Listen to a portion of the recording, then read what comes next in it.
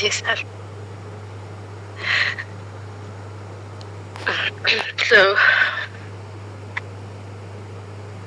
আচ্ছা, ডিফেন্স মেকানিজমে আসছি আমরা। এখানে আমি একটা কথা বলি, গতকাল যখন এটা অনুরোধ করা হচ্ছিল যে ফ্রিকোয়েন্সি ভাইব্রেশন এগুলো নিয়ে কথা বলতে, আমি বলবো যে আমাদের ক্লাস কিন্তু সিঙ্গেল না, মানে শুধু একটা ক্লাসে আমরা সব পাবো না, তাই না? আমাদের ক্লাসে যেগুলো অ্যাডভান্স আইডিয়াস গুলো খুব প্রপারলি এক একজন টিচার কিন্তু এক এক ভাবে উপস্থাপন করেন। আপনারা যারা আমাদের আব্দুল মান্নান স্যারের ক্লাস পান নাই, আমাদের শ্রদ্ধা আব্দুল মান্নান স্যার কিন্তু অত্যন্ত সুন্দরভাবে এই যে পোটেন্টাইজেশন এবং অ্যাকচুয়ালি মলিকুলার লেভেলে কি হয়, তারপর এই যে এনার্জির যে একটা পরিবর্তন, তারপর এই যে আমি এই যে ভাইব্রেশনাল ফ্রিকোয়েন্সি এগুলো বলছি, সমস্ত কিছু খুব সুন্দরভাবে খুবই চমৎকার ছবি দিয়ে একদম প্রেজেন্টেশন করে দেখিয়েছিলেন। হ্যাঁ, তো আপনারা কাইন্ডলি স্যারকে অনুরোধ করে এই অংশটা করে নেবেন। এটা এই জন্য আমি বলবো যে আমি যেটা বলছি আমার কাজ কিন্তু এগুলো না। হ্যাঁ, আমি এটা আসলে করছি জাস্ট গিভ এ ইন্ট্রোডাকশন। আর হচ্ছে আমি যদি অনেক বেশি ওই দিকে যাই তাহলে পুরো বই আবার পড়তে হবে, আমাদের তো সেই সময়টা নাই, তাই না? আর আমাদের যারা সায়েন্স ব্যাকগ্রাউন্ডের তারা কিন্তু বইটা রিড করলেই পারবেন, কিন্তু যারা পারবেন না, রিড করলেও বুঝবেন না, তাদের জন্য আমি জাস্ট মানে ধরে নিয়ে পড়ার জন্য হেল্প করার চেষ্টা করছি। আমি বলছি যে এর জন্য নিড টু নো এভরিথিং, কারণ যে জিনিসগুলো নিয়ে কোশ্চেন আসছে যে হ্যাঁ ফ্রিকোয়েন্সিটা কেমন হয়, ভাইব্রেশনাল বা ওয়েভলেংথ, এই ভাইব্রেশন কি, এইসব কোশ্চেন গুলো আপনারা এমনি গুগল গুলো পাবেন, কিন্তু যারা সায়েন্স ব্যাকগ্রাউন্ড না তারা হয়তো ওগুলো শোনার পরে আর পড়তে ইচ্ছে করবে না, এই জিনিসটা নিয়ে সামনে আগাতে চাবেন না। কিন্তু ওটা আপনাদের দরকার হবে না অতটা। ওটা কেন? যারা রিসার্চে যাবে বা যারা অ্যাকচুয়ালি সায়েন্সের বা যারা হয়তো একটু অ্যাডভান্স কোন আলোচনায় যেতে চান, হ্যাঁ, ধরেন একজন ডাক্তারকে কি যে বুঝাতে চাবেন, একজন হোমিওপ্যাথি ডাক্তার একজন নর্মাল ডাক্তারকে, জেনারেল প্র্যাকটিশনারকে বুঝাতে চাবেন যে কি করে হোমিওপ্যাথি কাজ করে, সো দুজনের ব্যাকগ্রাউন্ড সেরকম স্ট্রং থাকতে হবে। ও এটা একটা আলাদা অ্যাসপেক্ট, কিন্তু আমার মনে হয় যে এটা নিয়ে এত বেশি ওয়ারিড হওয়ার কিছু নাই। আপনি এটা না জানলেও খুব ভালো একজন প্র্যাকটিশনার হতে পারবেন, নো প্রবলেম ইনশাআল্লাহ। কিন্তু যেটা গুড, যেটা আপনার একদম মেইন, যেটুকু না জানলে পারবেন না, আমি শুধুই ওইটুকুই চাচ্ছি আর কি, জাস্ট একটু জানিয়ে চলে যেতে। কিন্তু তাও দেখেন সময়, আমি জানি না সময় কতটুকু আমরা পাচ্ছি। সো ডিফেন্স মেকানিজমটা চলে আসি।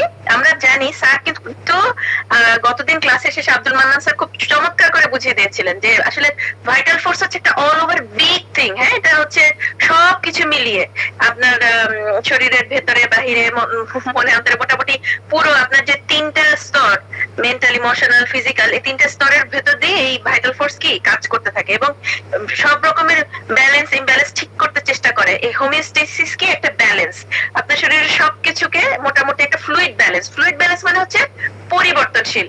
হ্যাঁ, আপনি যে হাতে একটা বাড়ি খান, হ্যাঁ একটু ব্যথা লাগলো, আপনার ব্রেন গুলো ওই জায়গাটায় ব্যথা লাগলো, আপনি হাতে হালকা একটু ম্যাসাজ করলেন, তাই বলে কিন্তু ওই হাতটা পচে যাচ্ছে না, নষ্ট হয়ে যাচ্ছে না, খুলে যাচ্ছে না, বা আপনি এক্ষুনি এটার জন্য দৌড়াতে হবে না, এটা কোনো ইমার্জেন্সি না, তাই না? এটা আপনার বডি কিন্তু হোমিওস্ট্যাটিক যে ব্যালেন্স, ওটার মাধ্যমে এই ব্যথাটা আস্তে আস্তে চলে যাবে, তারপর দেখবেন ব্লু হয়ে গেল, ব্রুজড হলো, সেটাও চলে যাবে উইদিন লাইক 2 উইকস 3 উইকস। কিন্তু কিছু কিছু ক্ষেত্রে রয়ে যায় যখন খুব ডিপ হয়, যেমন আপনি মেরুদণ্ডে ব্যথা পেলেন এবং তারপর থেকে একজন পেশেন্ট সে আর হাঁটতে পারছে না বা পড়ে গেল, বা সে মাথায় আঘাত পেল, তারপর থেকে তার মেমোরি খারাপ হয়ে গেল, বা তারপর থেকে সে খুব আত্মহত্যা প্রবণ হয়ে উঠলো, এই সমস্ত ক্ষেত্রে তখন মেডিসিনের প্রয়োজন হবে। তার মানে হলো স্টিমুলাস, যে যে আঘাত, স্টিমুলাস বলতে আমরা যদি আঘাত বলি, ধাক্কা বলি, অথবা পজিটিভও হতে পারে, যেমন বিয়ে, আনন্দ, হ্যাঁ, বা নতুন একটা বাচ্চা আসলো ফ্যামিলিতে, বা ফ্যামিলি একটা নতুন বাসায় মুভ করলো, নতুন একটা এরিয়ায় গেল, বা আপনি একটা নতুন জব পেলেন খুব ভালো, যেটা আপনি সবসময় চাইতেন। তো এগুলো হচ্ছে পজিটিভ স্টিমুলাস। তা একটা মানুষ পজিটিভ স্টিমুলাস বা নেগেটিভ স্টিমুলাস, এগুলো সবই তার জন্য কি ডিফারেন্ট টাইপের ধাক্কা বাংলায় বললে। তো তার বডি যেটা করে, তার তার যেটা ডিফেন্স মেকানিজম, সে হচ্ছে এই ধাক্কাগুলোকে না নিতে পারে। তো ডিফেন্স মেকানিজম বলবো না, বলবো ভাইটাল ফোর্স। ভাইটাল ফোর্স এই ধাক্কাগুলোকে নেয় এবং আপনাকে ব্যালেন্সে রাখে। এখন ডিফেন্স কখন আসে? যখন ধাক্কাগুলো খুব মরবিফিক। যে ডিফেন্স মানে কি ডিফেন্ড করা, তার মানে আপনি এমন একটা জায়গায় গেলেন যেখানে নতুন জায়গা, আপনি যে জায়গা থেকে এসেছেন সেখানে টেম্পারেচার অনেক কম, ঠান্ডা থাকে সাধারণত 18 ডিগ্রি হচ্ছে হাইয়েস্ট, 18 ডিগ্রি। হ্যাঁ, আর আপনি একটা নতুন জায়গায় গেলেন, মুভ করার পরক্ষণে আপনি টের পেলেন এখানে 33 ডিগ্রি। আপনার বডি বলছে যে I can't take this, I can't bear this. হ্যাঁ, আপনি তখন চেষ্টা করছেন যে আচ্ছা একটু ঠান্ডা থাকার চেষ্টা করি, করি, একটু কুল কুল। আপনি দেখা যাবে যে রুমে ফ্যান আছে বা যেখানে এসি আছে বা যেখানে একটু শেড পাবেন সেখানে যাওয়ার চেষ্টা করছেন, কারণ আপনার অর্গানিজম আপনি এইভাবে কি বিল্ট, রাইট? এখন এই যে অংশটা, হ্যাঁ, এই অংশটাতে হলো কি যে টেম্পারেচারটা আরেকটু বাড়লো 38 ডিগ্রি, এইবার আপনার অর্গানিজম বললো I can not, I have to give up. আপনার ডিফেন্স মেকানিজম যেটা করবে, আপনাকে একটা হিট স্ট্রোকে পাঠিয়ে দিবে, ঠিক আছে? কেন? আপনাকে যদি বাঁচাতে হয় এই মোডটা আপনাকে স্লিপে পাঠাতে হবে। আপনার হিট স্ট্রোক হওয়ার কারণে সবাই মিলে আপনাকে নিয়ে দৌড়াদৌড়ি করবে, আপনাকে কোনো না কোনো ভাবে একটা ট্রিটমেন্ট করে সেটা থেকে বের করে আনার চেষ্টা করবে। আবার আপনার ডিফেন্স মেকানিজম যেটা করে যে আশপাশে সবার ফ্লু দেখা দিল, আপনারও ফ্লু হলো। আপনার যে ডিফেন্স মেকানিজম অনেক স্ট্রং হয়, সে একটা জোরে একটা জ্বর তৈরি করবে, সেই জ্বরটা আপনার ডিফেন্স মেকানিজম যদি খুব স্ট্রং হয়, সেই জ্বরটা দিয়ে সেই ফ্লুটাকে, সেই ব্যাকটেরিয়া হোক ভাইরাস হোক এনিথিং, সেটাকে ধ্বংস করে আপনাকে ফেরত নিয়ে আসতে পারবে। কিন্তু জ্বরটা তো তৈরি করলো, ফেরত আর আনতে পারে না আপনাকে, আপনার হেল্প দরকার। হ্যাঁ, এতই মারাত্মক একটা ভাইরুলেন্ট কিছু আপনার শরীরে ঢুকেছে যেটা সে কিল করতে পারলো না, তখন আপনার ঔষধ লাগবে। ডিফেন্সটা বোঝা যাচ্ছে যে আমার ডিফেন্স মেকানিজম কি করে? সিমটম তৈরি করে। How, why? আচ্ছা, এখানে আসি। এখন যখনই কি হয়, এখানে বলা হচ্ছে the loss or disturbance of energy caused energy. আমার বডিতে আমরা ধরে নিচ্ছি আমার সবকিছু একটা এনার্জির অংশ, তাই তো? মহাবিশ্বের এনার্জির সাথে আমি সংযুক্ত, এবং এই যে এনার্জিটা এটা একটা ব্যালেন্সে থাকে, আমি চলতে পারি। কোন কারণে আমার এই এনার্জিটা যদি লস হয়, হ্যাঁ, by any mode of stress or trauma, যদি কোন একটা ট্রমা হলো বা স্ট্রেস আমি গ্রহণ করলাম ফর টাইম, তখন হয় কি একটা একটা থ্রেশহোল্ড থাকে, একটা লিমিট থাকে। হ্যাঁ, আপনার থ্রেশহোল্ড ছিল টেম্পারেচারের ধরেন 30 ডিগ্রি, আর আপনি যে এরিয়ায় দাঁড়িয়ে আছেন সূর্য সহ সেখানে হয়তো 38 ডিগ্রি, আপনি থ্রেশহোল্ডের ওই উপরে চলে যাওয়ার কারণেই কিন্তু আপনি হিট স্ট্রোকে গেলেন। তাহলে কি সবকিছু একটা সীমা থাকে। আমরা বলি না মাঝে মাঝে যে কোন কোন জায়গায় এরকম সংলাপ থাকে না যে আমার সহ্যের সীমার উপর দিয়ে সব চলে গেছে, এটাই হচ্ছে হোমোস্ট্যাটিক ব্যালেন্সটা ধ্বংস হয়ে গেল। আসলেই তাই, সবকিছুর একটা সহ্য সীমা থাকে, এটাই কি থ্রেশহোল্ড বলা হচ্ছে। হ্যাঁ, এটাই হচ্ছে আপনার একটা পয়েন্ট যেখানে আপনার হোমোস্ট্যাসিসটা ধ্বংস হয়ে গেল। তো এখানে বলছে সেই স্ট্রেস বা ট্রমাটা কতটা ডিস্টার্ব করতে পারছে হোমিওস্ট্যাসিসকে, যে আপনার এনার্জি লস হয়ে গেল। এনার্জিটা লস হয়ে গেলে কি হবে?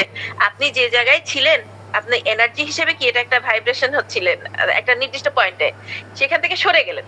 সরে গিয়ে এখন আরেকটা পয়েন্টে আপনি কিন্তু আগের মতো নাই, আপনার তখন বিভিন্ন রকমের সিমটম দেখা দিবে।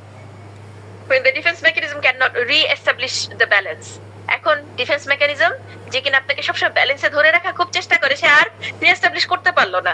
আপনার শরীরে এমন একটা ভাইরাস ঢুকলো, সে জ্বর তো তৈরি করলো, কিন্তু বারবারই জ্বর উঠাচ্ছে, আপনার ঘাম দিয়ে জ্বর ছেড়ে যাচ্ছে, ভীষণ শীত লেগে জ্বর আসছে, প্রচুর পানির পিপাসা, আপনি এক কোনায় পড়ে আছেন, ঠোঁট মুখ আস্তে আস্তে আস্তে আস্তে মনে হচ্ছে যে কালসি পড়ে যাচ্ছে, কারোর কথাও শুনবেন না, পানিও খাবেন না, যদিও প্রচন্ড তৃষ্ণা, বলতে পারছেন না, কেউ যদি খাইয়ে দেয় তো খুশি, কিন্তু যখন কেউ এসে ডাকে আপনি তবু বিরক্ত, তাই তো? এই দেখেন একটা পিকচার, তাই না? এই পিকচারটা কি? সিমটম। এই সিমটমটা কি? এই সিমটমটা একটা ঔষধের সিমটম। কিভাবে হয়ে গেল? আপনি তো এই ওষুধ না, আপনি কিন্তু এই সিমটমের লোক না, আপনি এই প্রাণীটা না, বা এই এই উদ্ভিদটা না। হ্যাঁ, আমরা এই যে কথাটা বলছি যে আপনি যখন অসুস্থ তখন আমি আপনার সব সিমটম গুলো শুনবো, সেই সিমটম গুলো দিয়ে আমি একটা মানে একটা পিকচার দাঁড় করাবো, এবং সেই পিকচার অনুসারে আমি আপনাকে মেডিসিন দিব, আপনি ভালো হয়ে যাবেন। This is homeopathy. আমি এটা বলছি।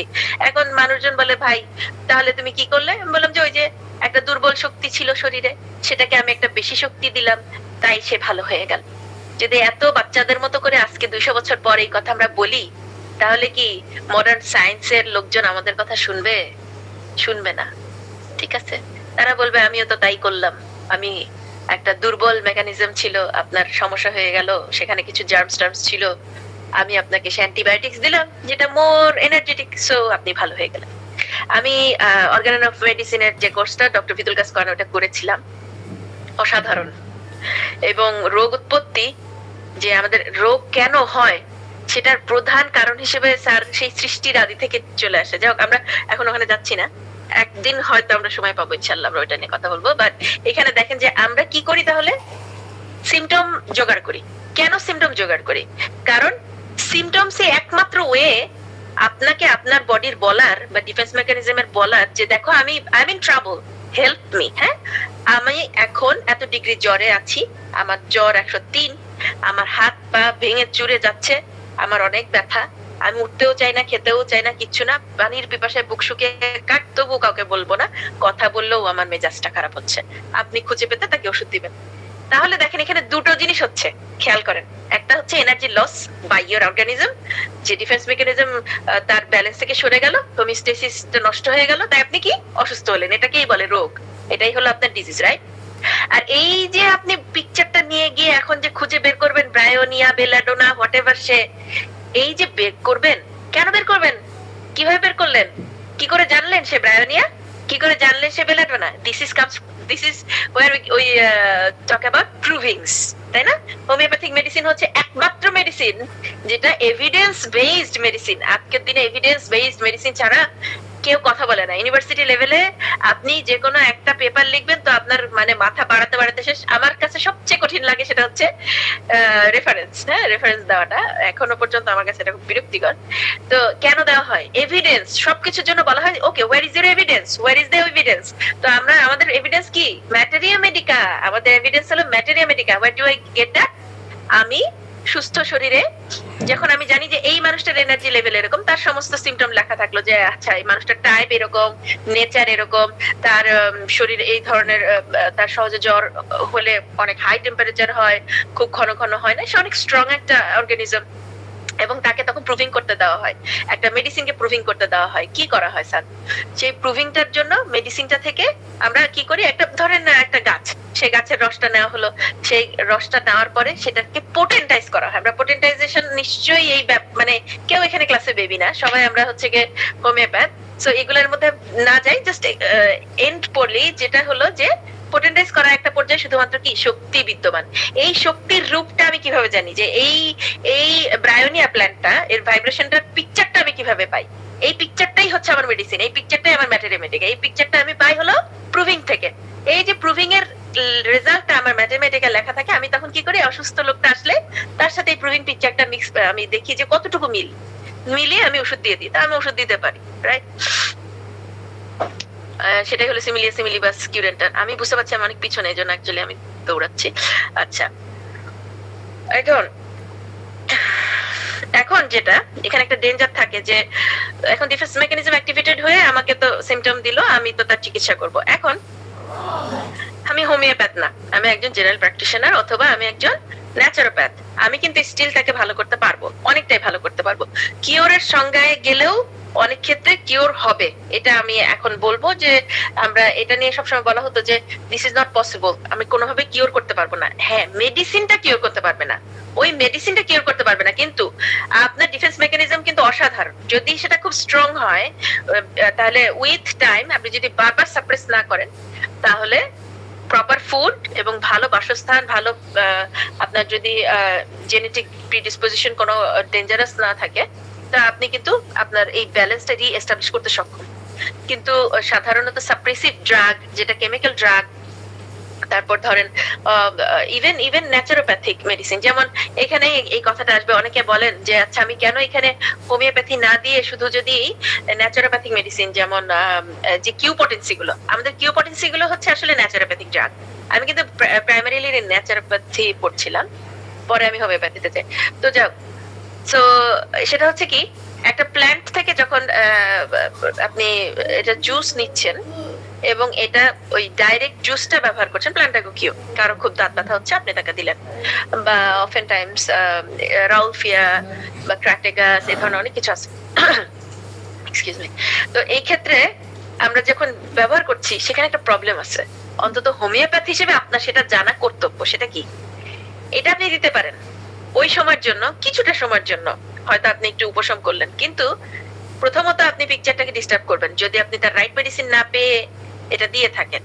আর যদি এমন হয়ে যায় যে আপনি রাইট মেডিসিন পেলেন তারপর এটা দিলেন, তাহলে এখানে একটা গ্যাপের ব্যাপার থাকবে যে রাইট মেডিসিন কি কাজ করছে, আপনি তাকে হাই ব্লাড প্রেশারের জন্য বেলাডোনা দিলেন, ঠিক আছে, আপনি বললেন যে আচ্ছা বেলাডোনা কাজ করছে কিনা আই এম নট শিওর, কারণ রাউলফিয়াও দিয়ে দিয়েছি সাথে, যাতে রোগীর সমস্যা না হয়। হ্যাঁ, রোগীর সমস্যা না হয় তাহলে বেলাডোনা কাজ করলো না রাউলফিয়া কাজ করলো, ইটস এ প্রবলেম। কিন্তু যখন এটা এত খারাপ অবস্থা যে না, রোগীর একেবারে 210/160 100 মানে 120, আপনার মনে হচ্ছে যে রোগী তো এমনি শেষ, তো ঠিক আছে, আপনি সেখানে ম্যানেজমেন্টে এই কাজ করলেন, কিন্তু কন্টিনিউয়াস রোগীর হাই বিপি থাকে লাইক 165 বাই 90 92, তখন আপনি প্রপার মেডিসিন দেওয়ার চেষ্টা করছেন যে আমি দেখতে চাই আমার মেডিসিন কাজ করে না, অন্তত একদিন 2 দিন অ্যালাউ করেন। আপনারা যদি দেখেন যে না আমি তার রাইট মেডিসিন পাচ্ছি না, আপনি তাকে রাউলফিয়া দিচ্ছেন, বি কেয়ারফুল। আপনি কি করছেন আসলে? প্রুভিং এর ব্যবস্থা করছেন। তো যখন দিবেন ডোজিংটা সেভাবে দিবেন। আমাদের মিউসিন স্যার একটা কথা বলেন যে উনি ওইটাও একটু পানিতে মিশিয়ে কিছুটা মানে বেসিক্যালি এক্স পোটেন্সি টাইপের করে দেন আর কি। তো ট্রাই করবেন যে 1x দিতে হয়তো বা লো নট ফর টু লং। বারবার রাউলফিয়া, 1 মাস রাউলফিয়া, 20 দিন রাউলফিয়া, 10 দিন রাউলফিয়া, ডোন্ট ডু দ্যাট। কেন? কারণ হচ্ছে আপনি তাকে প্রুভিং এ পাঠাবেন, এই দিস ইজ দ্য প্রবলেম। হ্যাঁ, বাস এই জন্য আমরা ওটা বলি। ওটা নিয়ে এমন কোন, এটা নিয়ে এত চিৎকার চেঁচামেচিরও কিছু নাই। এটা অনেক বড় একটা অপরাধ না, একজনকে কিল করারও দরকার নাই, কারণ আপনি না দিলেও একজন ন্যাচারোপ্যাথ দিবে। তো ইটস এ ন্যাচারোপ্যাথি। হ্যাঁ, এটা ন্যাচারোপ্যাথি। এখন তাই বলে কি আপনি কিউপোটেন্সি কখনো ক্যান্সারের নাম দিতে পারবেন? আপনি কি কিউপোটেন্সি এভরিথিং দিতে পারেন? কখনোই না। ক্যান্সারিস দিবেন? লাইক হ্যাঁ, তো অনেক কিছু আছে যে একটু চিন্তা করে দিতে হবে। সবকিছুর কিন্তু কিউপোটেন্সি দেওয়া যাবে না। এমনকি লো পোটেন্সির ক্ষেত্রেও খুব সাবধান করা আছে, যেমন আর্সেনিক, লাইক 6x বা x পোটেন্সিতে অনেক মেডিসিন আছে যেগুলো আপনি ইনজেস্ট করতে পারবেন না, মুখে দিতে পারবেন না। So be careful about that. আচ্ছা, the primary goal of defense mechanism is to keep the disease is in superficial level, so skin, mucous membrane, muscles. তাহলে আমাদের সুপারফিশিয়াল লেভেলে আমাদের অসুখটাকে রাখার চেষ্টা করে আমাদের ডিফেন্স মেকানিজম। কিন্তু আমি যদি সেটাকে বারবার সাপ্রেস করি, কেমিক্যাল ড্রাগ দিই, বিশেষ করে অ্যাপ্লিকেশন, স্কিনে অ্যাপ্লিকেশন হচ্ছে মারাত্মক অপরাধ, কারণ সেটা হচ্ছে গিয়ে worst thing to do, you're gonna kill somebody. আপনারা যদি ক্রনিক ডিজিজেস বইটা পড়েন ডক্টর হ্যানেম্যানের, তাহলে আপনি এত সচেতন হবেন সহজে কাউকে আপনি কখনো স্কিনে কিছু ইউজ করতে দিবেন না। আচ্ছা, সিমিলিয়াস কিউরেন্টার বলা শেষ। এখানে চলে আসি, কারণ আমার আসলে মনে হচ্ছে যে আমাদের সময় কম। এখানে আসি। তো এই হচ্ছে মনে হয় নাকি এটা পার্সোনাল, এটা কি পার্সোনাল নোট? স্যার এটা আমি, জি এটা হলো আসলে কিছু না, এই ক্লাসে জাস্ট আমি যাতে মোটামুটি পুরোটা একসাথে দেখানো যায় চেষ্টা করতে। স্যার এটা আপনারা বইতেই পাবেন, বইতে আপনারা এটা 3টা বইতে আসলে 3টা মিলিয়ে এটা করা, 3টা এরকম দেওয়া আছে আলাদা আলাদা। আমি একটার মধ্যে 3টা নিয়ে লিখছি। এটা কিছু না, নিজে লিখে নিলেই হবে, সিম্পল। আচ্ছা, প্রথম হলো যে আমরা প্রথম যেটা জানবো সেটা হলো অ্যাকিউট ইলনেস। অ্যাকিউট বলতে কি বুঝি? অ্যাকুইট বলবেন না, অ্যাকিউট বলবেন please. Acute, okay? Acute illness belong to health. কারণ স্যার আমার কাছে যেটা মনে হচ্ছিল, আমি প্রায় আমাদের গ্রুপে ঢুকে টেক্সট মানে কেউ দিল, ওটা পড়ার শুরুতেই আপসেট হয়ে যায় যে সুবহানাল্লাহ, why acute, what is acute? আমি কেন বলবো এসব? মানুষ আমাকে নিয়ে হাসবে কেন? আমি জানি যে এটা অ্যাকিউট, সবাই সারা পৃথিবীতে বলে, আমি কেন নতুন করে একটা জন্য। তো acute illness belong to health,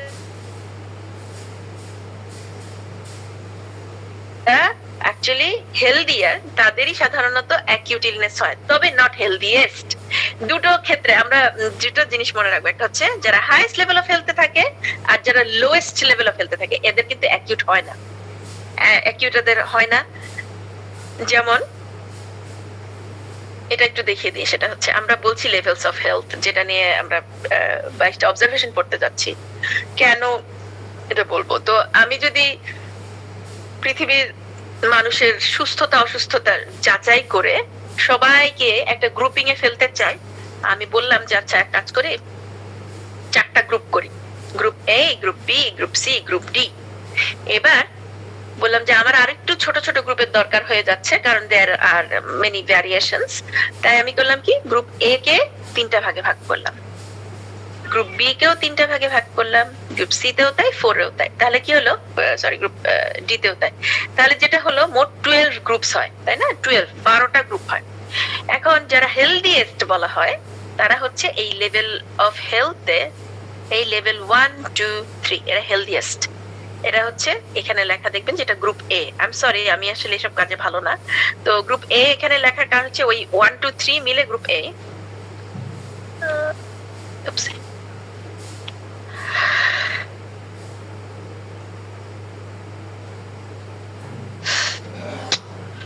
ভালো সমস্যা। আচ্ছা, তো গ্রুপ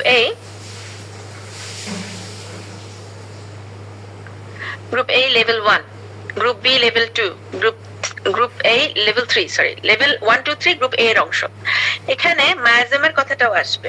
এখন গ্রুপ এ তে আমি যখন প্রথম শ্রেণীর মানুষের কথা বলছি, আমি যদি বলি তারা কখনোই রোগে পড়ে না, তা না, তারা অসুস্থ হয় এবং তারা এই যে আমরা যে বলি না যে গনোরিয়া, সিফিলিস যে মারাত্মক ডিজিজ, অ্যাকচুয়ালি এইগুলা কোন নিম্ন লেভেলের হেলথের মানুষে ঘটে না। যে মানুষটা গনোরিয়া, সিফিলিস নিয়ে আপনার কাছে আসবে, ওই মানুষটার হেলথ লেভেল কিন্তু ভালো, তাকে আপনি হায়ার ডোজ দিতে পারবেন, ঠিক আছে? একটা মেডুরিনামের গনোরিয়ার পেশেন্ট আসলে আপনি তাকে অফকোর্স 10 দিবেন, নো প্রবলেম, তাই না? এখানে বিষয়টা হবে বোঝার কেন নসোলজিক্যাল এজেন্টস, আমরা এটা বলতে পারবো না যে লাইক এখানে বলা আছে যে এটা হচ্ছে জাস্ট একটা আইডিয়া, এখানে আমি লিখে রাখছিলাম। আচ্ছা যাক, যে নসোলজিক্যাল যে এজেন্ট, যেমন ধরেন স্টেফিলোকক্কাস, স্ট্রেপ্টোকক্কাস, তারপর প্রোটিয়াস, সিউডোমোনাস, ইকোলাই, সেরাটা, ক্লেবসিয়েলা, এই ধরনের বিভিন্ন রকমের নসোলজিক্যাল এজেন্টস, এগুলোর মাধ্যমে রোগ তৈরি হয়, যেগুলোকে ব্যাকটেরিয়া, ভাইরাস, ফাঙ্গাস, হ্যাঁ, এইসব বিভিন্ন তাদের শাখা প্রশাখা। এখন আমরা যখন জেনারেল মেডিসিনে যাই, মেইন স্ট্রিম মেডিসিনে যাই, আপনি গিয়ে ডাক্তারকে আপনি বলছেন, অনেক কথা বলছেন, প্রথমে ডাক্তার বলবে ঠিক আছে আমি আপনাকে টেস্ট গুলো দিলাম, আপনি টেস্ট গুলো করে আসেন, তারপর আমি আপনাকে দেখবো কোন ঔষধটা দেওয়া যায়। স্যার আপনারা কি একজন একটু প্লিজ 1 মিনিটের জন্য টেক ওভার করবেন, আমাকে 1 মিনিট সময় দেন।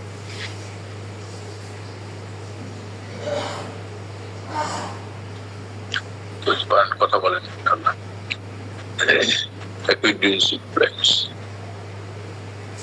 As we have discussed in the introduction, this was an article I said, virtually everyone has some degree of chronic disease, tendency encouraging his or her health throughout life.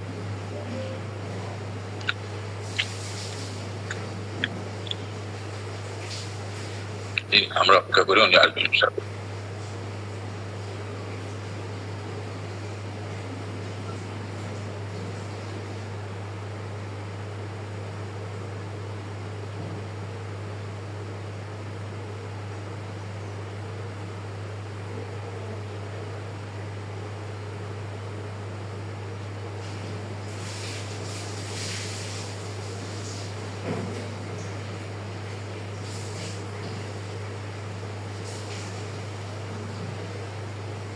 Sorry sir, আমি cake bake করতে দিয়ে ভুলে গেছিলাম।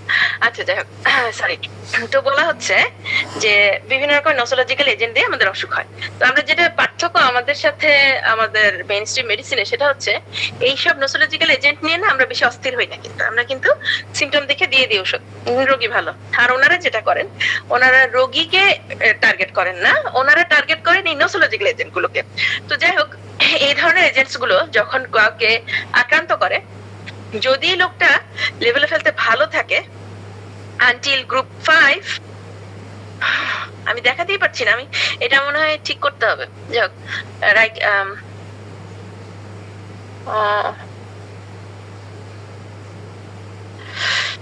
আচ্ছা, তো level of হেলথে যদি 5 পর্যন্ত হয়, স্যার প্রেজেন্টেশন মোডে দিলে আর একটু ক্লিয়ার দেখাবে। ও স্যার, ওকে স্যার, আমি জানি না, আমি অনেকদিন এগুলো ইউজ করিনি স্যার। কাপের মতো একটা আছে, এটা ক্লিক দিয়ে দিন। কোথায় কোথায়? রাইটে এখানে কাপের মতো একটা আছে না আপনার, ওই যে সুরাপান করার কাপ। আচ্ছা স্যার, আমি দেখতে পাচ্ছি না তো, আমি জানি না, আমি এখন করি নিচে। ওকে, ও ইয়েস, আপনার ওই কিন্তু ওটা আবার টাইমিং দেওয়া নাই, চলে না যায়। ওই যে আচ্ছা, থ্যাংক ইউ। আচ্ছা স্যার, থ্যাংক ইউ। সমস্যা তো আছে স্যার, এটা পুরোটা আসে নাই, আমি এটা বরং ওয়ার্ডে নিয়ে যে চেষ্টা করবো ইনশাআল্লাহ। আচ্ছা যাক, এইটুকু দিয়ে আসি। Thank you sir. দেখা যাচ্ছে। জি ধন্যবাদ। আমি লেভেল গুলো কিভাবে জানবো, এটা খুব জরুরি, কারণ আমি যদি তার লেভেলটা বুঝতে পারি মোটামুটি, আর যদি আমি লেভেল পারফেক্টলি নাও বুঝি, গ্রুপ বুঝি, তাও আমি কি করতে পারবো, আমার 22টা অবজারভেশন এখানে অ্যাপ্লাই করতে পারবো পেশেন্টে। আমার উদ্দেশ্য অনলি আমার অনেক কিছু জানার দরকার নেই, এখানে আসি। সাধারণত একটা মানুষের স্টেফিলোকক্কাল একটা ব্যাকটেরিয়া আছে, ব্যাকটেরিয়াল ইনফেকশন হলো মনে করেন যে বাচ্চাটা হয়তো লেভেল 1 এ বা 2 তে বা 3 তে 4 এ বা 5 এ, সেই বাচ্চাটার অনেক জোরসে জ্বর হবে, অনেক বেশি হাই টেম্পারেচার হবে, কিন্তু 6 থেকে নিচের দিকে আর ওইভাবে অত বেশি হাই টেম্পারেচার হয় না। লেভেল 6 এও আপনি টেম্পারেচার পাবেন ভালোই, গুড, লাইক 102, 3 ভালোই জ্বর ওঠে, কিন্তু একেবারে বেশি হাই লাইক 104 আপনি পাবেন উপরের লেভেল গুলোতে, একেবারেই লেভেল 1 থেকে 5। আমরা 1 এর কথাটা দেখবেন আলোচনায় খুব কম থাকে, এদের এত বেশি অসুখ হয় না, খুব রেয়ার এদের অসুখ। এটা খেয়াল করে দেখেন যে অ্যাকিউট ডিজিজের ফ্রিকোয়েন্সিটা দিয়ে আর টেম্পারেচার কত, ঠিক আছে? ছোটবেলায় বাচ্চাদের যে সমস্ত ডিজিজ গুলো হয়, যেমন হাম, বসন্ত, যেগুলো সাধারণত হুপিং কফ, হ্যাঁ, এগুলো দিয়ে আপনি কিন্তু মোটামুটি যাচাই করতে পারেন যে এই মানুষটা লেভেল অফ হেলথে কি ধরনের লেভেলে। হ্যাঁ, যাদের ছোটবেলার এই যে ডিজিজ গুলো না হয় তাদেরই বেশি সম্ভাবনা থাকে মানসিক রোগে আক্রান্ত হওয়ার, এবং বিভিন্ন রকমের নিউরোলজিক্যাল ডিসঅর্ডার হয়। তাহলে বুঝতে হবে আমরা মানে উন্নতি করেছি চিকিৎসার কতটা। এটাই আমাদের বুঝার ভুল, আমরা দৌড়ে গিয়ে বাচ্চাটা নিয়ে গিয়ে বাস তার টিকা দিয়ে দিচ্ছি। আমার কাছে খুব কষ্ট লাগে যে আমরা হোমিওপ্যাথি পড়ার পর আমি দেখি অনেক হোমিওপ্যাথ এটা করছেন। এটা এটা খুব দুঃখজনক যে হোমিওপ্যাথি পড়লেও সে তার বেসিকটাই বুঝে নাই। যাই হোক,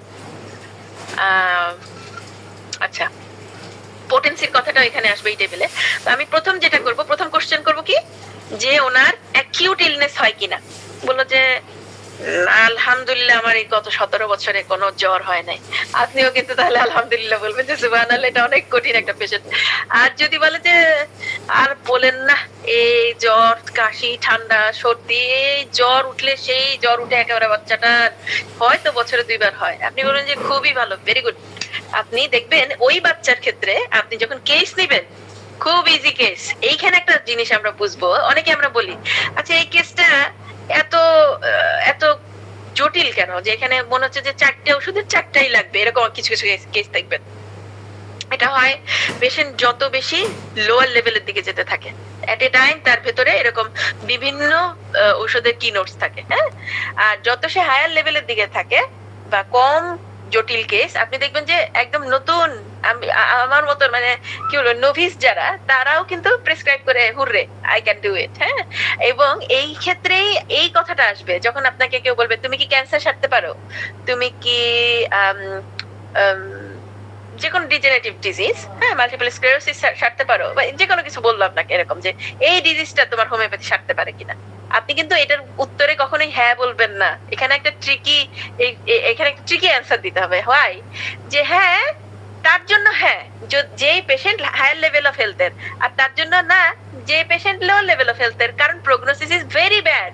আপনি ক্যান্সার যদি লেভেলে এইসব লেভেলে পান 1, 2, 3, 4, এগুলো কিউরেবল ক্যান্সার, এগুলো কিউরেবল ক্যান্সার, আপনি অ্যাকচুয়ালি এই পেশেন্টকে কিউর করতে পারবেন, কিন্তু এর চেয়ে নিচে চলে যাবেন ওই ক্যান্সার আপনি আসলে সারতে পারবেন না, প্যালিয়েশন দিতে পারবেন, হয়তো প্যালিয়েশন দিতে পারবেন। তাহলে কি করব, প্রথমে frequency of disease occurrence, acute disease অকারেন্সের ফ্রিকোয়েন্সিটা নিব। যদি উনি বলেন যে ভেরি রেয়ার, আমার তো আসলে জ্বরটা সেরকম হয় না, তাহলে আপনি বলবেন হয় লেভেল 1, 2 অথবা একদম নিচের দিকে 10, 9, 10, 11, even 7, 8, 9, 10, 11। তার 7 এর যদি হয়, 8 এর যদি হয়, 9 এর যদি হয়, 9 তো বহুত খারাপ, কিন্তু এই 7, 8 এও আপনি তার যেটা পাবেন ক্রনিক ডিজিজ পাবেন, যেমন ক্রনিক ইলনেস গুলো পাবেন, যেমন ধরেন আর্থ্রাইটিস এর প্রবলেম চলছে অনেক বছর ধরে, সে সাপ্রেস করেই যাচ্ছে, অনেক পেইন কিলার খাচ্ছে বা বিভিন্ন রকমের আর্থ্রাইটিক প্রবলেমের মেডিসিন খাচ্ছে। তারপর ধরেন হাঁপানি, অ্যাজমা, তারপর সোরিয়াসিস ফর লং টাইম, এই ধরনের অসুখগুলো। তাহলে ফ্রিকোয়েন্সি দেখলেন, যদি বলে ভেরি রেয়ার 1 in 5 years, হয়তো 5 বছরে 6 বছরে একবার জ্বর হয়, কিন্তু ভাই জ্বর যা হয় তা আমার মনে থাকে 104 ডিগ্রি প্লাস বা 104 ডিগ্রি সোজা কথা, 2 থেকে 3 দিন। অনেকের ক্ষেত্রে ট্রিটমেন্ট লাগে না, সে এমনি ভালো হয়ে যায়, হয়তো বলে যে আমি তো লেবু পানি খাই সুস্থ হয়ে যায়। এখন তার রেসিপি যদি ফলো করে লেভেল 5 এর লোক বা 6 এর লোক, ও তো শেষ, তাই না? এখানেই সমস্যাটা। অনেক মানুষের কাছ থেকে অনেক সাজেশন নিয়ে আসে, বলে কি আমি তো শুনেছি, ইউটিউবে দেখেছি, ভাবি এটা খুব ভালো, এই সেই। তাই বলছি ভালো, সেটা তার জন্য ভালো, আপনার জন্য ভালো কিনা সেটা তো দেখতে হবে। সে লেভেল অফ হেলথ হয়তো 1, অথবা 2, ওর ওই জ্বর আসলে, সর্দি হলে, কাশি হলে, টনসিলাইটিস হলে সে শুধু লেবু পানির মধু খায়, সে সেকেন্ড দিনে উঠে যায়। কিন্তু এই বেচারা যদি এই কাজ করতে শুরু করে কি হবে? ওটা আরো গভীরে গিয়ে নিউমোনিয়া হয়ে যাবে, তাই না? পার্থক্যটা বুঝতে হবে। তাহলে এই কারণেই সবসময় আমাদের ওই সমস্ত যেগুলো মানে টোটকা, ওগুলা কাজে আসে না। কারণ তখনকার দিনে, আগেরকার দিনের অনেক টোটকা আমরা ব্যবহার করি ঠিকই, মানে বাসায় হয় যে হ্যাঁ ওই যে টার্মারিক মিল্ক, হ্যাঁ টার্মারিক মিল্ক, কিন্তু টার্মারিক মিল্ক আপনার দাদার জন্য যতটা অ্যাপ্লিকেবল ছিল আপনার নাতির জন্য ততটা অ্যাপ্লিকেবল না, বিকজ আপনার নাতিকে আপনি অনেক বেশি বেশি অ্যাডভান্স মেডিসিন দিয়েছেন, বা তার মা বাবা সব হচ্ছে টিকা দেওয়া, এটা হচ্ছে থার্ড জেনারেশন অফ টিকা প্রাপ্ত বেবি, ঠিক আছে? তাহলে তার ক্ষেত্রে গিয়ে কি ওই সেই টার্মারিক মিল্ক যেটা দাদার জন্য এত ইফেক্টিভ ছিল, আজকের দিনে সবাই বলবে যে আরে সব ভেজাল, দুধও ভেজাল, আর টার্মারিতে মানে হলুদের গুঁড়া তো ভেজালের জন্য কাজ হয় না। আসলে তা না, ভেজাল মোটেই না। অনেক ক্ষেত্রে আপনি রিয়েল জিনিসটা দিলেও কাজ হবে না। এটা কারণটা হচ্ছে অর্গানিজমটাই ধ্বংসপ্রাপ্ত। এইখানে এই সমস্ত যে নোসোলজিক্যাল এজেন্ট, ইনফ্লুয়েঞ্জার ভাইরাস, মোস্ট টাইপের ভাইরাস, ব্যাকটেরিয়া কজিং এপিডেমিক্স, মানে এপিডেমিক যখন হয় সেগুলো, গনোরিয়া, সিফিলিস, স্টেফিলোকক্কাস। এখানে দেখেন স্টেফিলোকক্কাসের কিন্তু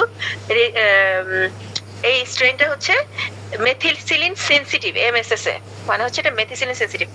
এইগুলোতে আপনি ইজিলি এই সব পেশেন্টে আপনি যদি, সে আসলো আপনার কাছে, আপনি একজন জিপি, তাকে এটা কি মেথিসিলিন সেনসিটিভ, তার মানে আপনি তাকে ট্রিট করার জন্য অনেক রকমের অ্যান্টিবায়োটিক ইউজ করতে পারবেন। যে কোনো একটা অ্যান্টিবায়োটিক দিবেন, বেসিক লেভেলের অ্যান্টিবায়োটিক দিবেন, ভালো করতে পারবেন তাকে, ঠিক আছে?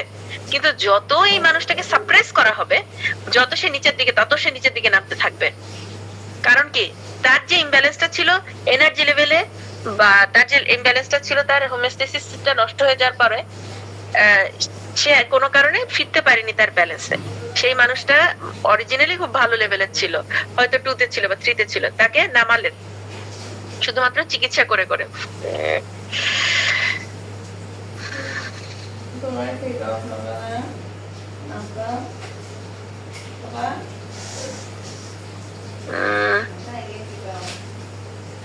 আমার আসলে প্রবলেম হচ্ছে স্যার, এটা আমি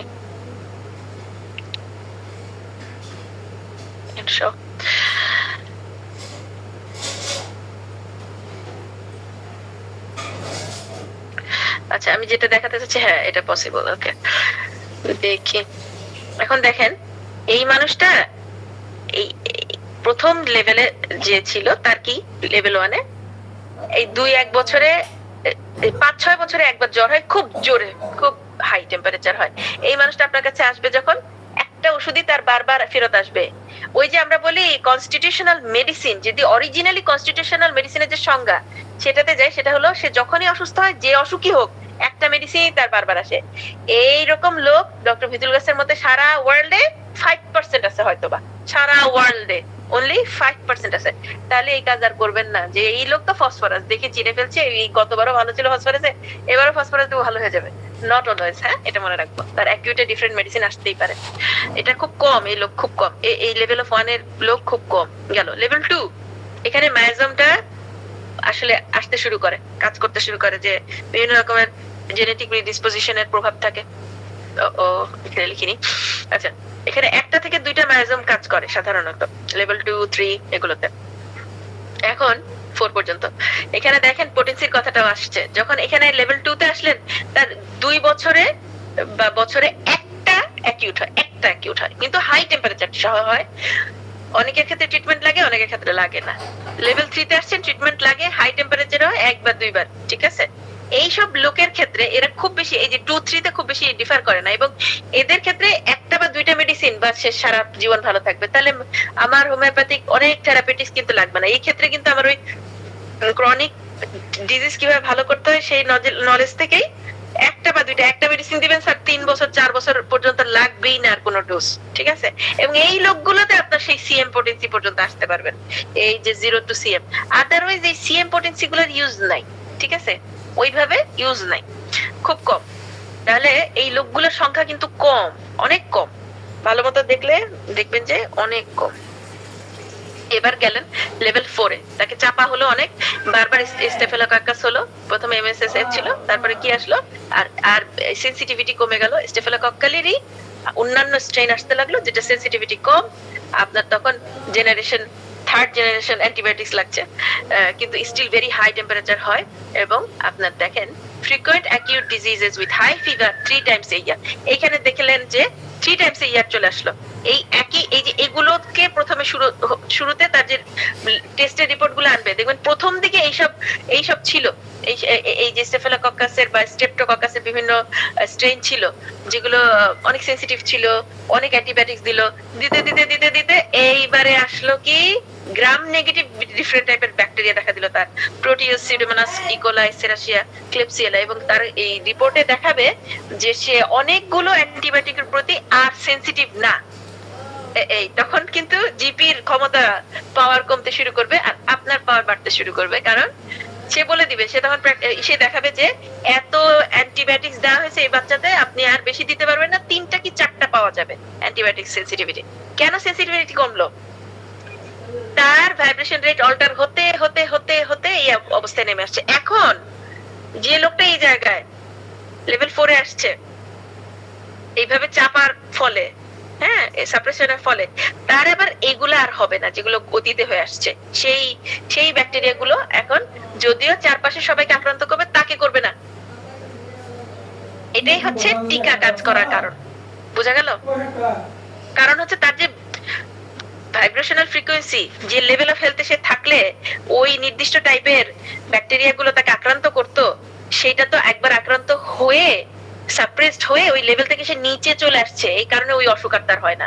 আর আমরা তার টিকা দিয়ে ওই একই কাজই করি, তাকে নিচে নিয়ে আসছি লেভেল অফ হেলথে, যার কারণে আর কি ওই নির্দিষ্ট নোসোলজিক্যাল এজেন্ট তাকে আর আক্রান্ত করে না, কারণ তার অ্যাকচুয়ালি অর্গানিজমের শক্তিটাই ডিফারেন্ট, এখন নিচের দিকে নেমে গেছে। এজন্য ওই হাই লেভেলের এনার্জির যে নির্দিষ্ট টাইপের কিছু এজেন্ট, যে নির্দিষ্ট টাইপের ব্যাকটেরিয়া বা ভাইরাস তাকে আর অসুস্থ করে না, সে ক্রনিকলি ওটাতে মোটামুটি সিক বাড়ছে, তার যে হোমিওস্ট্যাটিক ব্যালেন্স সেটা থেকে নড়ে আসছে অনেকটা, এজন্য তার ওই সেনসিটিভিটিটা কমে গেছে।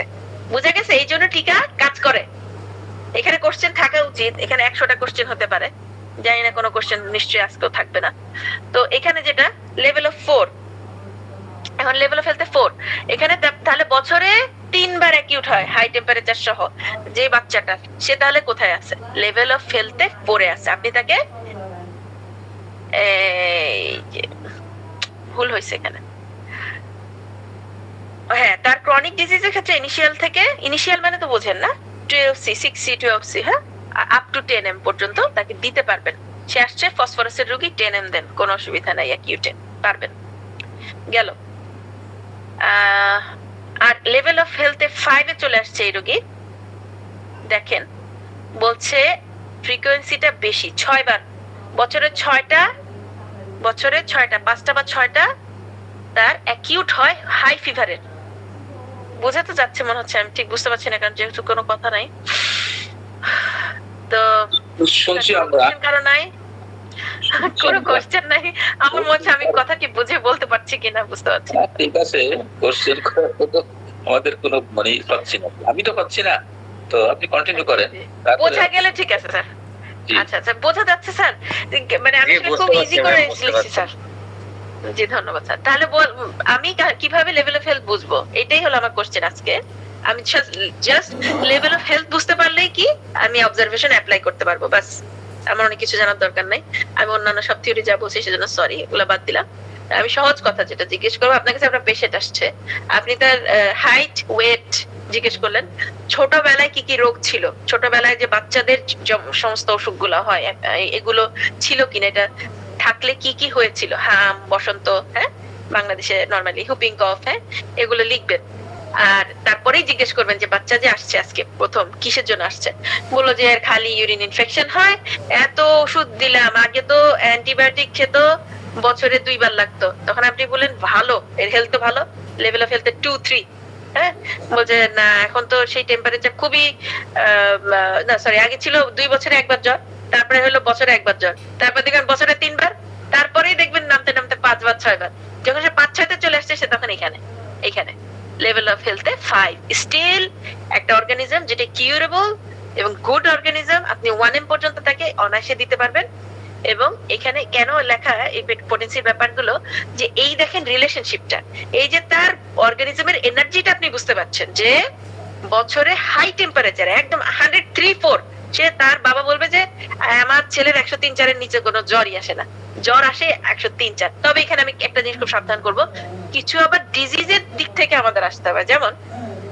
একটা বাচ্চা যে কিনা জ্বর 103-4 উঠে এবং সে কনভালশনে চলে যায়, খুব কেয়ারফুল কনভালশনের রোগীর ক্ষেত্রে, খুব কেয়ারফুল, কখনো হাই পটেন্সি দিবেন না, খুব কেয়ারফুল। আপনি যদি, আমাদের কিন্তু ভুল করার চান্স থাকেই স্যার, খুবই থাকে। আপনার যেটা থাকবে যে লো পটেন্সি একটু, এবং এটা কিন্তু আর তখন ওই বাচ্চাতে যদি আপনি যে হাই টেম্পারেচারটা দেখছেন, হ্যাঁ এটা একটু জটিল অবস্থা। এই অবস্থাটা কখনো হাই টেম্পারেচার দিবে না। 1 নাম্বার হাই টেম্পারেচার, 2 নাম্বার যে দুটো মেডিসিন কখনো দিবে না এই পেশেন্টকে। আমাদের গ্রুপে একদিন আমার মনে আছে ক্লাসেও জিজ্ঞেস করছিলাম, বারবারই বলছিলাম আমাদের একজন ভাইকে, কলিগ আমাদের এখানকার ক্লাসের, ওনার বাচ্চা ছিল, আমি বলছিলাম যে ওকে কিন্তু 2টা মেডিসিন দেওয়া এটা মোটেই ঠিক করছেন না, এটা কিন্তু ঠিক করছে না, কিন্তু বলছিলেন যে উনি ভালো আছে বাচ্চাটা। তো যাই হোক, সে ভালো থাকলে ভালো, কিন্তু this is not possible actually. আপনি যে থিওরি দিয়ে যান, ইম্পসিবল। এইরকম বাচ্চা কখনোই 2টা মেডিসিন একসাথে হবে না। আর সে খুব সেনসিটিভ, বুঝতেই পারছেন, তার নিউরোলজিক্যাল ডিসঅর্ডার, তাই না? তাহলে এই বাচ্চা আপনি কখনো হাই পটেন্সি দিবেন না। যদি খুব ক্লিয়ার থাকেন, আপনি শিওর এটা বেলাডোনার কেস, বেলাডোনার জ্বর, বেলাডোনায় আছে, ঠিক আছে, আপনি দেন 1M দেন, এই যে বলা আছে দেখেন, ঠিক আছে, কিন্তু স্টিল হ্যাঁ ট্রাই লাইক 200। যে বাচ্চাটায় আপনি জানেন যে এর কনভালশন হয়, বি কেয়ারফুল। হ্যাঁ, এটা কিন্তু কিছু কিছু আবার ডিজিজের সেনসিটিভিটি আপনার খেয়াল রাখতে হবে। তারপরে ধরেন অনেক হাই টেম্পারেচার হয়, আপনি মোটামুটি ক্লিয়ার পিকচারে, কিন্তু তারপরেও তার সোরিয়াসিস, আপনি জানেন যে তার যখন এটা অ্যাগ্রাভেটেড হবে, মারাত্মকভাবে অ্যাগ্রাভেটেড হবে, তাকে আপনি খুব বেশি হাই ডোজ দিয়েন না, লো ডোজ দিয়ে আস্তে আস্তে, যে একটু অ্যাগ্রাভেশন হোক, একটু রিল্যাপস হোক, সে আসুক, আস্তে আস্তে ভালো হবে। এই জিনিসগুলো আবার কি প্র্যাকটিশনার নিজের জ্ঞানে করবেন। বি কেয়ারফুল, এটা অনলি একটা গাইড, এটা কিন্তু আপনার জন্য অনলি একটা গাইড। মানে এই যে পুরো আমাদের যে থিওরিটা আছে, অর্গানন বলেন, তারপর আমাদের অন্যান্য যারা বোদ্ধা ডাক্তার ছিলেন, ডক্টর কেন বলেন, ন্যাশ বলেন, অনেক অনেক অনেক, তারা যে সমস্ত বিভিন্ন থিওরির অ্যাসপেক্ট নিয়ে আসছেন, সবগুলোকে এক জায়গা করে খুব ছোট ভাবে একটা স্ট্রাকচারে এনে আপনাকে জিভি প্রদান করছেন ডক্টর ফিতুল কাস, তাই না? তো ওনার বইগুলো যদি শুধু সুন্দরভাবে পড়েন, আপনি দেখবেন আপনার প্রুভিং থেকে শুরু করে অর্গানন অফ হোমিওপ্যাথিতে যা ছিল মোটামুটি সবই এই বইগুলোতে পাবেন। এবং এটা গুছিয়ে দেওয়া আসলে, যে আপনি বাস্তবে কিভাবে ব্যবহার করবেন। আমি সারা জীবন থিওরি পড়ে লাভ দেয় যদি আমার প্র্যাকটিক্যাল সাইড না থাকে, তাই না? তাহলে এইটা হলো প্র্যাকটিক্যাল সাইড, যে অ্যাকিউট উইথ হাই টেম্পারেচার, এখন অ্যাকিউট উইথ লো টেম্পারেচার 101 ডিগ্রির নিচে জ্বর হয় না, সে কিন্তু এখানকার লোক না, ঠিক আছে? সেই লেভেল অফ হেলথে একদমই নিচে, সে তখন ওই যে 7-এ চলে গেছে, 6, এই যে মাইল্ড অ্যাকিউট লো ফিভার, এখন লেভেল অফ হেলথে 7-এ। এবার দেখেন, তাহলে আমরা এইখান পর্যন্ত আসছি, লেভেল অফ হেলথে 5-এ, যখন তার 6টা পর্যন্ত হয়, 6টা মানে 2 মাসে একবার অ্যান্টিবায়োটিক্স লাগে, এরকম একটা বাচ্চা হতে পারে। তার ইনফেকশন এনি টাইম হতে পারে, টনসিলাইটিস হয়, হয়তো কানের ইনফেকশন হয়, হয়তো তার কাশি হয়, ব্রঙ্কাইটিস হয়, বা তার হয়তো ইউরিন ইনফেকশন হয়, সিস্টাইটিস হয়, হোয়াটএভার। এবার আসলাম লেভেল অফ হেলথে, এখানে দেখেন এটা লেভেল বি, কিন্তু 4, 5, 6 হলো লেভেল বি। এবার লেভেল, এখানে খেয়াল করেন স্যার, 3 to 6 রেমেডিজ লাগে এই মানুষটাকে পুরোপুরি সুস্থ করে লেভেল অফ হেলথে বেটারমেন্টে যদি নিতে চান, 3 to 6 রেমেডি লাগে। এই 3 to 6 কিন্তু ইয়ারলি বা মান্থলি না, এই 3 to 6 হচ্ছে for the whole treatment, it could be over 20 years. হ্যাঁ, এই মানুষটাকে হয়তো 20 বছরে এই 6টা রেমেডি লাগবে তার।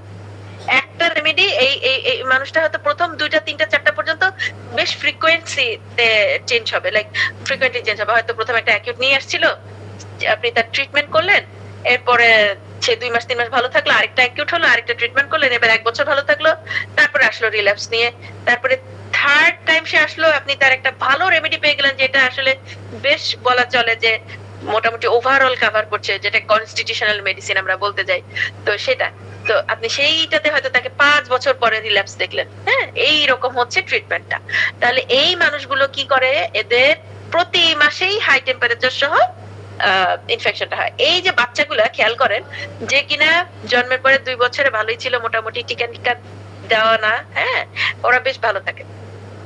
তারপরে যখন অ্যাকিউট হলো, প্রথম খুব হাই টেম্পারেচার হলো, বাপ মা ভয় পেয়ে গেলাম, নিয়ে গেলাম যে হসপিটাল, ঠিক আছে 104 ডিগ্রি জ্বর, 3 দিনও নামে না, নাপা দেই, তারপরে আবার যাটাই দৌড়ে ওঠে। তখন ডাক্তার যেটা করলেন যে খুব খুব স্ট্রং একটা ট্রিটমেন্ট করলেন, ভেরি স্ট্রং একটা সাপ্রেসিভ ট্রিটমেন্ট করলেন, বিকজ বাচ্চাকে তো বাঁচাতে হবে। এবং এই ট্রিটমেন্টের পর থেকে বাচ্চাটা দেখা গেল যে আগে তো 2 বছরে একবার হয়েছিল, এইবার হচ্ছে বাৎসরিক 2 বার হয়, তারপরে হচ্ছে বাৎসরিক 3 বার হয়, তারপর দেখবেন 6 বার হয়, আর এইবার দেখবেন প্রতি মাসে হয়। বাই দ্য টাইম বাচ্চা 6 বছর বয়স, বাচ্চার প্রত্যেক মাসেই হাই টেম্পারেচারে এই কোনো না কোনো একটা ইনফেকশন হয়। এই বাচ্চাগুলোতে আপনি তার যদি ক্রনিক, তার কিন্তু প্রথমে যখন তার এইসব সবগুলো কেসে যখন কারোর এই অ্যাকিউট থাকে, এবং আপনি অ্যাকিউটের ট্রিটমেন্টে 200 C is a very good potency, এটা মনে রাখবেন ম্যাক্সিমাম অ্যাকিউটে। কিন্তু যখন এদের ক্রনিক ডিজিজের ক্ষেত্রে আসবেন, তখন আপনি চিন্তা করতে হয় না যে একটা পোটেন্সি দিলে কতদিনে এটা রিল্যাক্স করবে, বা আমি কিরকম। আপনি যদি এখানে নট শিওর থাকেন, আপনি সেখানে 200 দিবেন। আমার কাছে মনে হচ্ছে এটা রং, এটা আমি ভুল লিখছি, এখানে 1M থাকার কথা না, 200 হবে এখানে। আমি এটা পরে আপডেট করবো। আচ্ছা গেল, এইখানে হচ্ছে 1M, এটা ওকে। আচ্ছা গেল লেভেল অফ হেলথে। এখন সে 6 এ নামলো, এই বাচ্চাটাকে আপনার কাছে আনলো, আপনি ট্রিটমেন্ট দিলেন, তার কিছুদিন ভালো থাকলো, তারপর সে চলে গেল, সে আর আসলো না। 1-2 বছর পর আসলো বাচ্চার বাপ মা, যে মানুষজন বলছে আপনি নাকি অ্যাজমা ভালো করতে পারেন। বলছেন যে আপনি তো 2 বছর আগে আসছিলেন, বাচ্চাটা তো দেখছিলাম এইরকম বা এরকম। হ্যাঁ, সে হয়তো বছরে 3 বার তখন অসুস্থতা, 2 বছর পর আসছে এরকম, বলছে যে বাচ্চাটার আসলে এখন অ্যাজমা হয়েছে, সারাক্ষণই নাক মুখ দিয়ে পানি ছড়ে, সারা শরীরে ব্যথা, অথবা তার যখন জ্বর আসে তখন কি হয় জিজ্ঞেস করলেন, বললো যে জ্বর এখন তো ভালো, এখন তো আর আগের মতো জ্বর আসে না, জ্বর যখন আসে 101 ডিগ্রি 101 ডিগ্রি এর উপরে বাচ্চার জ্বর আসে না, গৌরবে একেবারে খুব। আপনি ভাবলেন যে তাহলে তো বাচ্চা ধ্বংস করে নিয়ে আসছে, তাই না? কেন? যে যে যে অর্গানিজম অ্যাকিউটে হাই ফিভার তৈরি করতে সক্ষম না, সে খুবই সিক, সে অনেক সিক, এবং তখন তার বিভিন্ন ক্রনিক ডিজেনারেটিভ ডিজিজ দেখা দেয়। ডিজেনারেশন, তাই না? Degenerative disease. এখন এইসব ডিজিজের অনেকগুলো উদাহরণ হয়। যাই হোক, নর্মালি আমরা যেগুলো পাই, এই ক্ষেত্রে অনেক সময় সোরিয়াসিস হয়, কিন্তু তার আসলে তার যে আপনারা খেয়াল করছেন কিনা, এবার যখন টিকা দেওয়া হয় তখন বাংলাদেশে এটা কমনলি সব স্যাররা বলছিল যে আচ্ছা আমি বুঝতে পারছি না সবার এত রিংওয়ার্ম হচ্ছে কেন, তাই না? এই কোশ্চেনটা কিন্তু সবাই করছিলেন। রিংওয়ার্ম বা বিভিন্ন রকমের স্কিন ডিজিজ, সবসময় কিন্তু স্কিন ডিজিজ গুড না, এটা কিন্তু আমাদের জানতে হবে, যে তার হয়তো পুরো সিস্টেমটাই, তার ডিফেন্স মেকানিজমটা খুব শেকেন, সেক্ষেত্রেও কিন্তু এই ধরনের ক্রনিক ইলনেস দেখা দেয়। তা এখানে সে তখন লেভেল অফ হেলথ।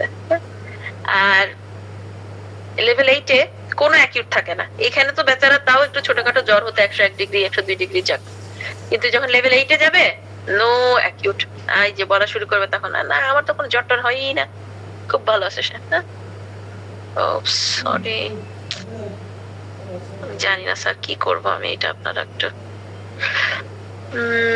আপনার বই দেখে নিতে হবে মনে হয়। এখানে দেখেন লেভেল অফ হেলথে 11 স্যার, স্লাইডের নিচে নেমে গেছে। জি স্যার, আর একটু এটা ছোট করে নিয়ে যান, অথবা উপরে তুলে, হ্যাঁ ট্রেনিং করে তুলে দেন। স্যার, জি ধন্যবাদ স্যার। দেখি একটু, পুরোটা একটা স্লাইডে আসবে না ম্যাম, যদি একটা এটা স্লাইডে আসলে একটা বড় চার্ট।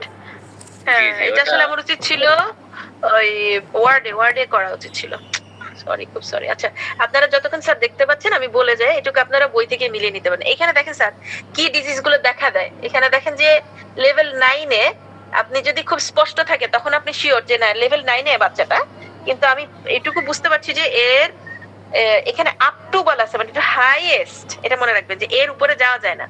তো এখানে 200 সি। আচ্ছা, লেভেল 9 ও সে এটা এখানে দেখেন যে ক্রনিক, এখানে অর্গানিক ডিসঅর্ডার গুলো দেখা দেয়, যেমন ক্রোহনস ডিজিজ, কোলাইটিস, বিভিন্ন রকমের এই আলসারেটিভ কোলাইটিস আরো নিচের দিকে, এত উপরে না। এক মিনিট,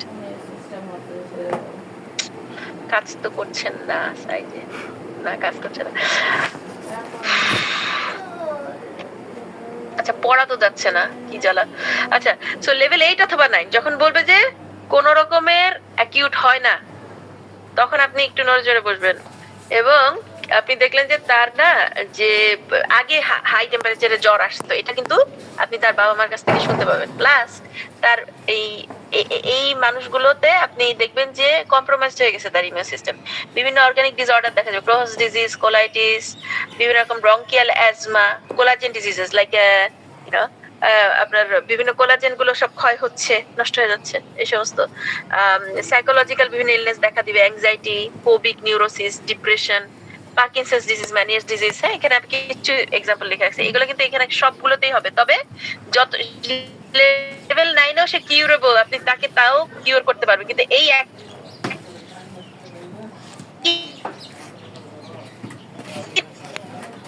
ইন ডিজিজের জন্যই এই কেসটা ইনকিউরেবল। এই যে যারা বলেন না যে আমি ক্যান্সার ভালো করতে পারি, তারা কিন্তু সাবধানে কথা বলতে হবে, তাই না? আচ্ছা, লেভেল 10 এ কি হয়? এখানে দেখেন পোটেন্সির ব্যাপারটা, যেটা ওকে, এই আমি বলবো লেভেল 8 থেকেই আপনি 30 সি তে থাকার চেষ্টা করতে হবে।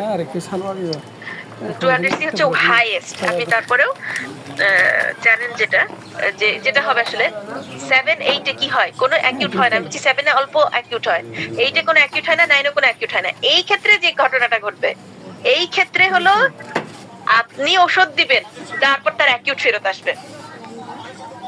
যদি তার অ্যাকিউট এমন হয় যে সে মরণাপন্ন, ইউ হ্যাভ টু ট্রিট হিম। আপনি যদি তার ওষুধ না দেখতে পান, অবশ্যই তাকে হসপিটালে পাঠাতে হবে।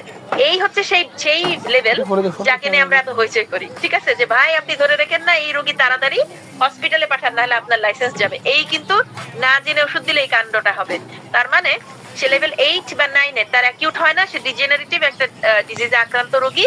আগে অনেক হাই টেম্পারেচার অ্যাকিউট হতো, আপনি রাইট মেডিসিনই দিচ্ছেন, আপনি রাইট মেডিসিন দেওয়ার ফলাফল হলো তার অ্যাকিউট ফেরত আসবে খুবই হাই টেম্পারেচারে। রোগীও ভয় পাবে, আপনিও ভয় পাবেন। এবং আপনি যদি মাথা ঠিক রেখে সেই সময় তার অ্যাকিউট ডিজিজটা অবজার্ভ করেন, যদি এমন হয় যে যদি এমন হয় যে তাকে আপনি চিকিৎসা না করেও দেখেন যে না, সে ভালোর দিকে, মানে আপনার যে ওষুধটা দেওয়া ছিল সেটাতেই মোটামুটি কাজ হয়ে যাচ্ছে, ভালো হয়ে যাচ্ছে সে। সরি, আচ্ছা ঠিক আছে, হঠাৎ করে আমার ছোটটা থেকে ভীষণ হাসছে। আচ্ছা, তো আপনি দেখছেন যে এটা ভালো, সে ভালোর দিকে, তাহলে তাকে কিন্তু আপনি ওষুধ দিবেন না। কিন্তু আপনি দেখলেন যে না, তার এত জ্বর এবং আসলেই খুব ডেঞ্জারাস অবস্থা। আরেকটা কথা, জ্বর হলে পানি দিবেন না মাথায়। আরেকটা কথা, এটা জ্বর হলে মাথায় পানি দেওয়া, গোসল করা, এটা রোগীকে মারাত্মক ভাবে অসুস্থ করে। এটা করবেন না, হ্যাঁ? এটা একটা ভুল, অনেক রং একটা ধারণা। আচ্ছা, এটা আমাদের জল করতে দেয়, জল করতে করে দেওয়া যাবে কপালে যে জল করতে দেয়।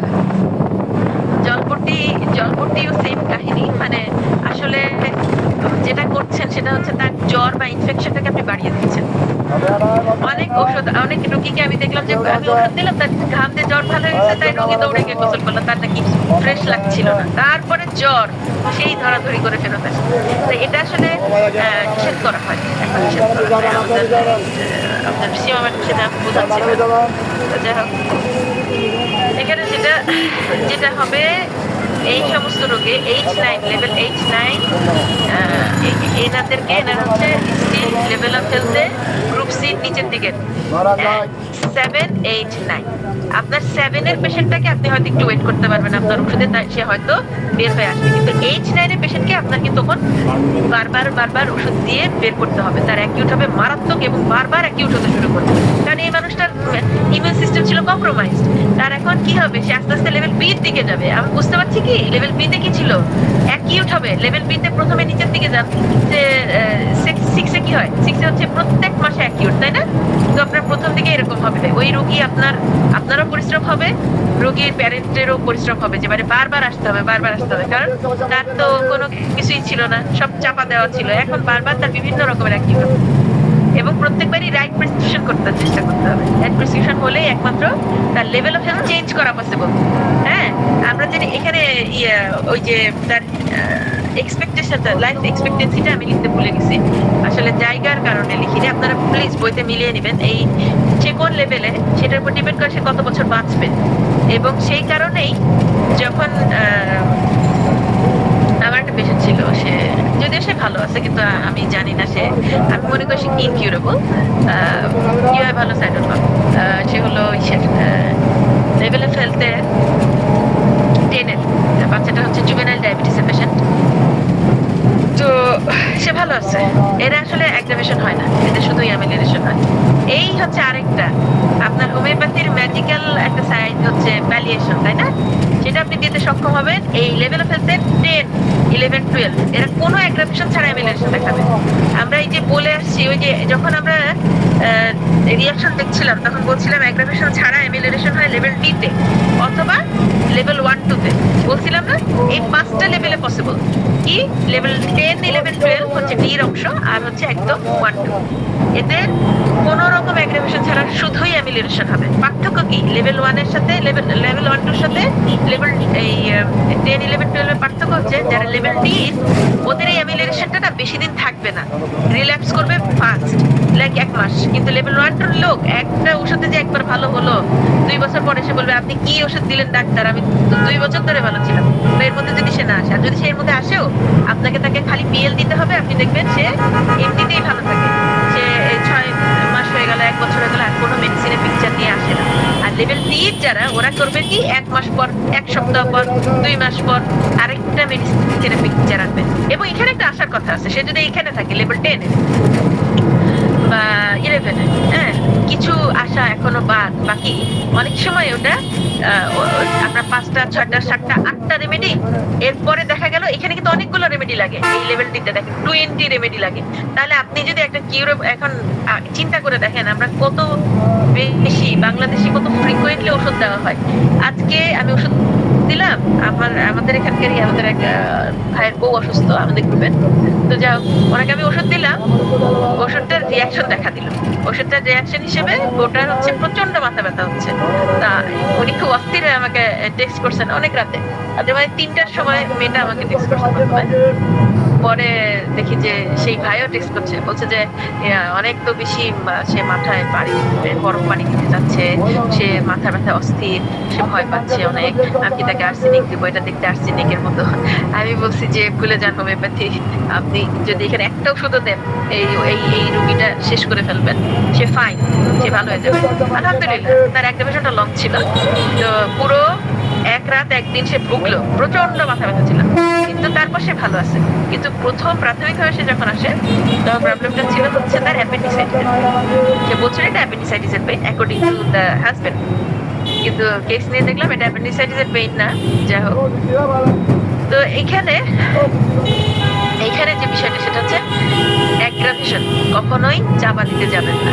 এই যে আমি বলছি অ্যাগ্রাভেশন চাপা দিতে যাব না, আমি ওয়েট করব, কখন ওয়েট করব আর কখন ওয়েট করব না, এটা যদি আমি এই লেভেল না জানি কি করে আমি জানবো, তাহলে আমি কিভাবে করবো আমি তো বুঝলাম না। যেমন এখানে সে যদি হয়, এই যে দেখেন, সে যদি হয় এই যে 6-এর, তার অ্যাগ্রাভেশন হয়েছে, আপনি জানেন সে 6-এর, আপনি শিওর সে অ্যাগ্রাভেশন হওয়া সত্ত্বেও, আপনি ট্রিটমেন্ট না করা সত্ত্বেও বা সেম রেমেডিটাই আপনি রিপিট করবেন, নতুন রেমেডি না দেওয়া সত্ত্বেও সে কিন্তু এটা থেকে বের হয়ে আসবে।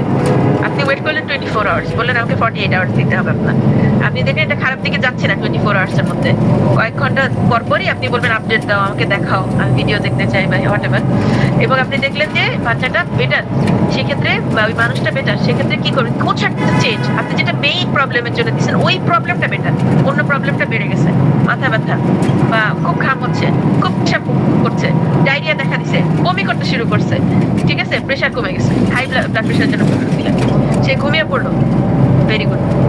এই যে বাচ্চাটা খাচ্ছিল না, 3 দিনে খায়নি, জ্বরে পড়ে যাচ্ছে, আপনি ওষুধ দিলেন, জ্বর কমেনি, কিন্তু বাচ্চা বলছে আমাকে পানি দাও, আমাকে খাবার দাও, রাগ খুশি কোথা দেখা দিল, হ্যাঁ, সেক্ষেত্রে কি আপনি বুঝতে পারছেন this is a good reaction. এই রিয়াকশনকে সাপ্রেস করবেন না কখনোই। কিন্তু আপনি লেভেল 8-এর একজন পেশেন্টকে ওষুধ দিচ্ছেন, এইবারে এই বাচ্চার 103 ডিগ্রি জ্বর আসছে, বাবা মাও ভয় পাবে, আপনার কিন্তু ভয় পাওয়া উচিত, এবং in that case take the মানে আপনি যেটা করবেন, পিকচারটা কেমন আছে, এটা পরিবর্তনীয় কি অপরিবর্তনীয়, এটা 2 ঘন্টা পর পর আপনি বলবেন আপডেট করতে, এবং ভালোভাবে দেখবেন, কারণ এই পেশেন্ট আইদার হসপিটালাইজ করতে হবে অথবা অ্যাজ সুন অ্যাজ তার কোনো নিউ মেডিসিন আসে আপনার দিতে হবে। কারণ কি এ কিন্তু 103 ডিগ্রি জ্বরে মারা যেতে পারে, পার্থক্যটা বুঝতে পারতে হবে। তাহলে লেভেল বি তে 103 ডিগ্রি জ্বর, 104 ডিগ্রি জ্বর, কোনো প্রবলেম নাই, এই লোক বেঁচে থাকবে, মারা যাবে না। আপনার ওষুধের আন্ডারে, অবশ্যই ওষুধের আন্ডারে, কথাটা কিন্তু মনে রাখবেন, ওষুধের আন্ডারে।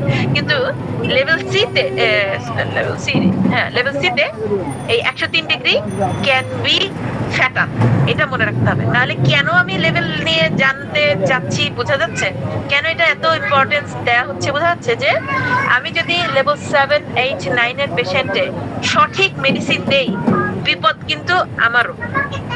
কারণ তার যখন খুব হাই টেম্পারেচার আসবে, এক্সকিউজ মি,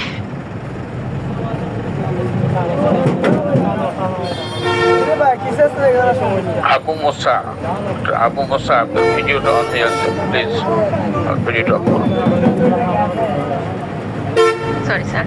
আচ্ছা, তাহলে কি অ্যাকিউট কেসে এদের কোনো অ্যাকিউট ছিল না, তার যখন অ্যাকিউট হবে উইথ ভেরি হাই টেম্পারেচার, খুব সচেতন থাকতে হবে, খুব সচেতন থাকতে হবে যে এই বাচ্চা মারা না যায়, এই মানুষটা মারা না যায়, তাই না? তার অ্যাকিউট কিন্তু মারাত্মক অ্যাকিউট হবে। আচ্ছা, গেল। আর লেভেল 9, 10, এই যে লেভেল 10, 11, 12 এদের আপনি শুধুই অ্যামিলেশন দিতে পারবেন। সে বলবে ডাক্তার আপনি তো গ্রেট ডাক্তার, আপনার মেডিসিন আমি সবসময় ভালো থাকি, তার পেইন অ্যামিলেটেড হবে, তার হয়তো বিভিন্ন রকমের খুব বেশি চুলকানি ছিল, এনিথিং। এই সমস্ত কেসগুলো হচ্ছে রিপিটেটিভ কেস। এইখানে আপনি অনেক এপিলেপটিক পেশেন্ট পাবেন, এইখানে অনেক বেশি এপিলেপটিক পেশেন্ট পাবেন লেভেল 9 থেকে, লেভেল 9, 10, 11, 12 এখানে অনেক বেশি থাকে না। আর এইখানে দেখেন এন্ড স্টেজে, বিভিন্ন রোগের এন্ড স্টেজে এই মানুষগুলা লেভেল 11, 10, 11, 12 এ আসে।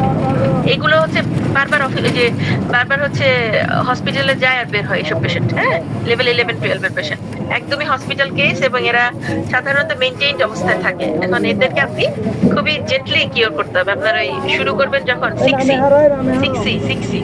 only 6C, 8C, 9C, 12C অনেক হাই এদের জন্য অনেক সময়। আপনি রিপিট করবেন কিনা সেটা ডিপেন্ড করবে। এই যে কোশ্চেনের মধ্যে আসবে এখানে পোটেন্সির সিলেকশন করলেন আপনি, যে এটা একটা লো পোটেন্সি, কিন্তু উনি কর্টিজনে পেশেন্ট, অনেক দীর্ঘদিন ধরে কর্টিজনে আছেন। যদি এটা স্কিনে কর্টিজনের ব্যবহার হয়ে থাকে আপনি সেটা বন্ধ করবেন। কিন্তু যদি এমন হয় যে এই পেশেন্ট কর্টিজন ডিপেন্ডেন্ট বিকজ তার হচ্ছে খুব মারাত্মক অ্যাজমা পেশেন্ট, সে কখনোই বন্ধ করবেন না, আপনি রোগী মেরে ফেলবেন, কিন্তু কখনোই বন্ধ করবেন না। বা আলসারেটিভ কোলাইটিসের পেশেন্ট, একদম ব্লাড যায় তার পায়খানার সাথে, সেক্ষেত্রেও আপনি তাকে তার থেকে বের করে নিয়ে আসবেন না। আচ্ছা, আমি এই লিস্টটা কয়েকবার শেয়ার করছি এর আগেও।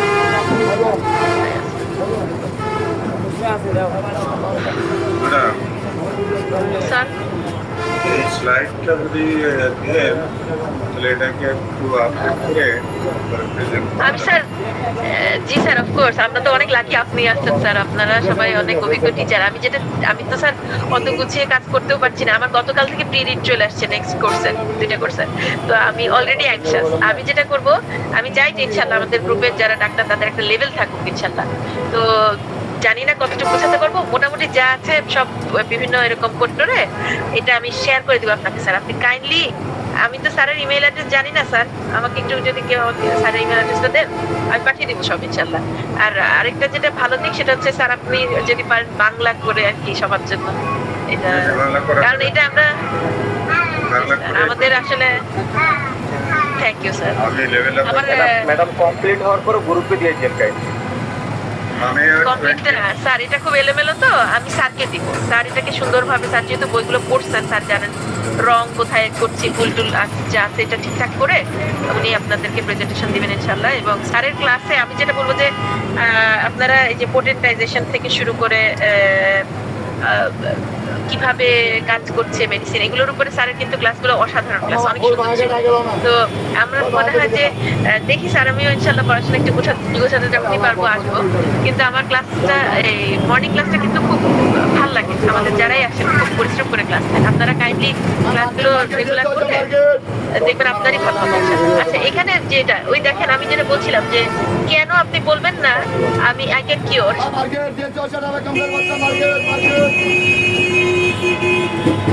schizophrenia.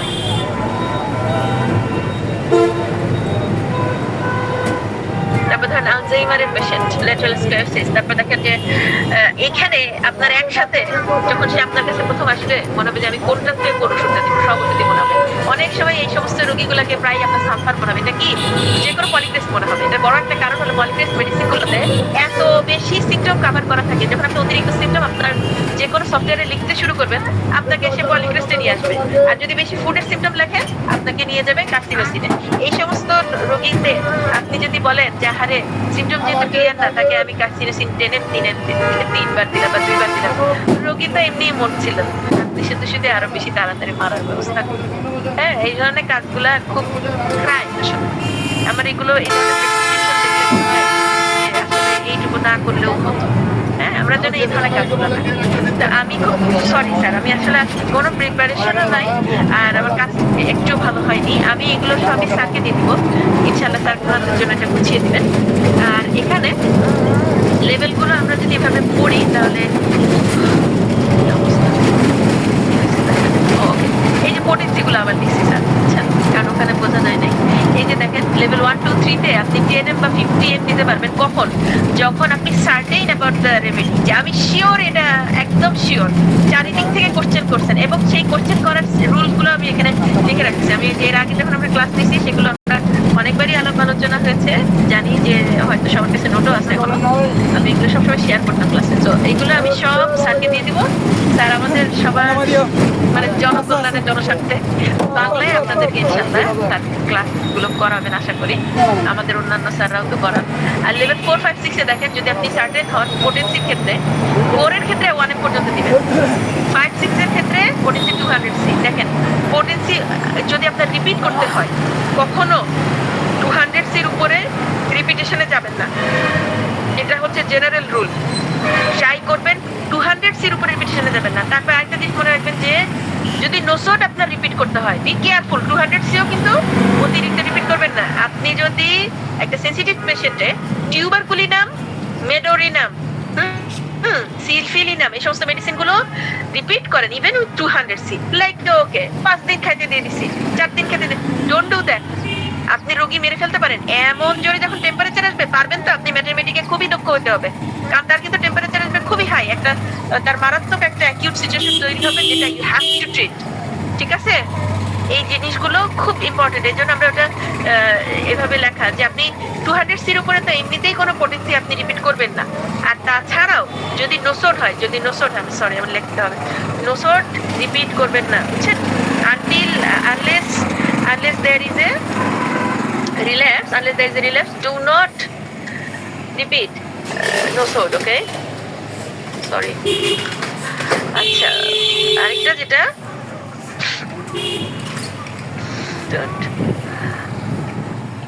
আসলে ঘুম ভালো না হলে দুনিয়া সবটাই উল্টে যায়। আমি কালকে অনেক রাতে ঘুমিয়েছি, ফলাফল অত্যন্ত খারাপ। আচ্ছা, লেভেল 7, 8, 9 এ কি আপনি যদি খুব সার্টেন হন যে ঠিক আছে এটা হায়াসিয়ামাস, হ্যাঁ, সেক্ষেত্রে আপনি একটা 200C দিবেন, নো রিপিট, খুবই অবজারভেন্ট হতে হবে, কিন্তু বেটার 30C। যদি আপনি একটু দোটানা থাকেন, এটা হায়োস না বেল না stramo, don't go for 200C, give it 30C। হ্যাঁ, এক সপ্তাহ পরে তো রিল্যাপস হবে, বাট দেন আপনার কাছে এটা তখন ক্লিয়ার যাচ্ছে ওষুধটা হয়ে গেছে সিমিলার নট সিমিলিমাম। এখন দেখেন স্যার, এই জিনিসগুলো যদি জানেন তখন এগুলোর সাথে আপনি ওই রিঅ্যাকশন গুলোকে ম্যাচ করতে পারবেন ইনশাআল্লাহ, এবং তখন ওই 22 observation will make sense. Otherwise শুধু 22 অবজারভেশন দেখলে আপনার কাছে মনে হবে এটা কি, এটার তো কোনো মিনিংই নাই, তাই না? এই জন্য আমি বলছিলাম যে এটা মনে হয় না দেখালেই হবে না। আরেকটা দেখেন, বিগিনিং এ আপনি 30C দিয়ে repeat everyday until there is an aggravation. এটা কোন ক্ষেত্রে? যাদের 7, 8, 9 এর রোগী কিন্তু ধরেন অ্যাজমা রোগী, প্রত্যেকদিন কর্টিসন হাই লেভেলে, সেই ক্ষেত্রে আপনি না এখানে সে যদি হয় 7 এর, তাকে 30C দিচ্ছেন আপনি, তার যথেষ্ট স্লাগিশ সিস্টেম। কিন্তু যদি 8 বা 9 এর হন, আপনি দেখবেন দিনে 3 বার দিচ্ছেন তবু কোনো অ্যাগ্রাভেশন নাই, তখন আপনি শিওর যে মেডিসিনটা এইটাই, কিছুটা আপনি অ্যামিলিয়েশন দেখেছেন, কোন একটা চেঞ্জ একটু আছে, কিন্তু বারবার রিল্যাপস, সেক্ষেত্রে আপনার 200Cও কিন্তু রিপিটেডলি দিতে হবে। তাহলে দেখেন কোথায় রিপিটেশন করাই যাবে না, একটা মাত্র পোটেন্সি। এই যে কথাগুলো আসবে তখন আসবে রেমেডি রিঅ্যাকশন, এটা আরেকটা চ্যাপ্টার, ওই একই বইতে রেমেডি রিঅ্যাকশন আরেকটা চ্যাপ্টার। তাহলে আপনি প্রথমে লেভেল অফ হেলথ বোঝার চেষ্টা করতে হবে। প্রথমে লেভেল কোনটা বুঝবেন, বুঝলে তার পোটেন্সি কোনটা দেখবেন। মোটামুটি সবসময় লো পোটেন্সিতে শুরু করবেন যদি আপনি আনসার্টেন হন either about the level of health about the patient, অথবা ঔষধটা কি ঠিক আছে কিনা। যদি আপনি আনশিওর হন 30 এর উপর যাবেন না। হ্যাঁ, রিপিটেশনের ক্ষেত্রেও যেমন লোয়ার লেভেলে তো আপনি রিপিট করতে দিয়ে দিলেন 12C, ঠিক আছে, এক সপ্তাহের আগে এটুকুই বুঝবেন না আপনার রোগীর ঔষধ ঠিক আছে কিনা। এটা হচ্ছে সাইড রেমেডি, এটা একটা সিমিলার রেমেডি। আপনি লাকি হলে বাই দেন আপনার তখন একটা মোর কমপ্লিট পিকচার আসবে। আমরা ওয়ান সাইডেড ডিজিজ করে আছি। ওয়ান সাইডেড ডিজিজ যেটা হয়, একটাই মেন্টাল সিমটম থাকে বা একটাই ফিজিক্যাল সিমটম খুব বড় ভাবে থাকে, অন্যান্য সিমটম খুঁজতে আপনার অনেক ভালো হতে হবে ম্যাটার রেমেডিকে। আরেকটা সমস্যা আমাদের নিজেদের, সেটা হলো আমরা বলি যে আমি তো এমন এক রোগী আসছে আমি কার্সিনোসিন দিতে বাধ্য হলাম কারণ তার কোনোই মেডিসিন আসলে পিকচার ফর্ম করতে পারলাম না। এখানে আরেকটা কথা আমার মনে রাখা লাগবে, আমি কিন্তু মানুষ। সবসময় রেপার্টরি করার চেষ্টা করবেন, কারণ এমনও হতে পারে যে সে তার কিনোটস বলে গেছে কিন্তু আমি বুঝতে পারি নাই, কারণ আমি ওই মেডিসিনটা পড়িনি। কিন্তু আমি রেপার্টরি করলে একটা ফ্যাসিলিটি আমার অন্তত আছে যেটা সে বারবার বলবে বা একটু পিকুলিয়ার মনে হবে, সেটা রেপার্টরিতে আপনি হয়তো দেখলেন ও আচ্ছা এটা একটা অদ্ভুত মেডিসিন যেটা আমি জানি না। আপনি হয়তো সময় নিলেন এক সপ্তাহ যে প্লাস্টিক দূর করি, আমি আগে পড়ে নিই, তাই না? তো স্যার রেপার্টরি সবসময় করতে হবে, এটা আমাদেরকে স্যার সবসময় বলে, রেপার্টরি খুব ইম্পর্টেন্ট। আর হোমিওপ্যাথিক প্রেসক্রাইবিং এগুলো সব হচ্ছে কি নোটস, মানে কিভাবে করব, কেন করব না, কেন একটা মেডিসিন বাদ দিব।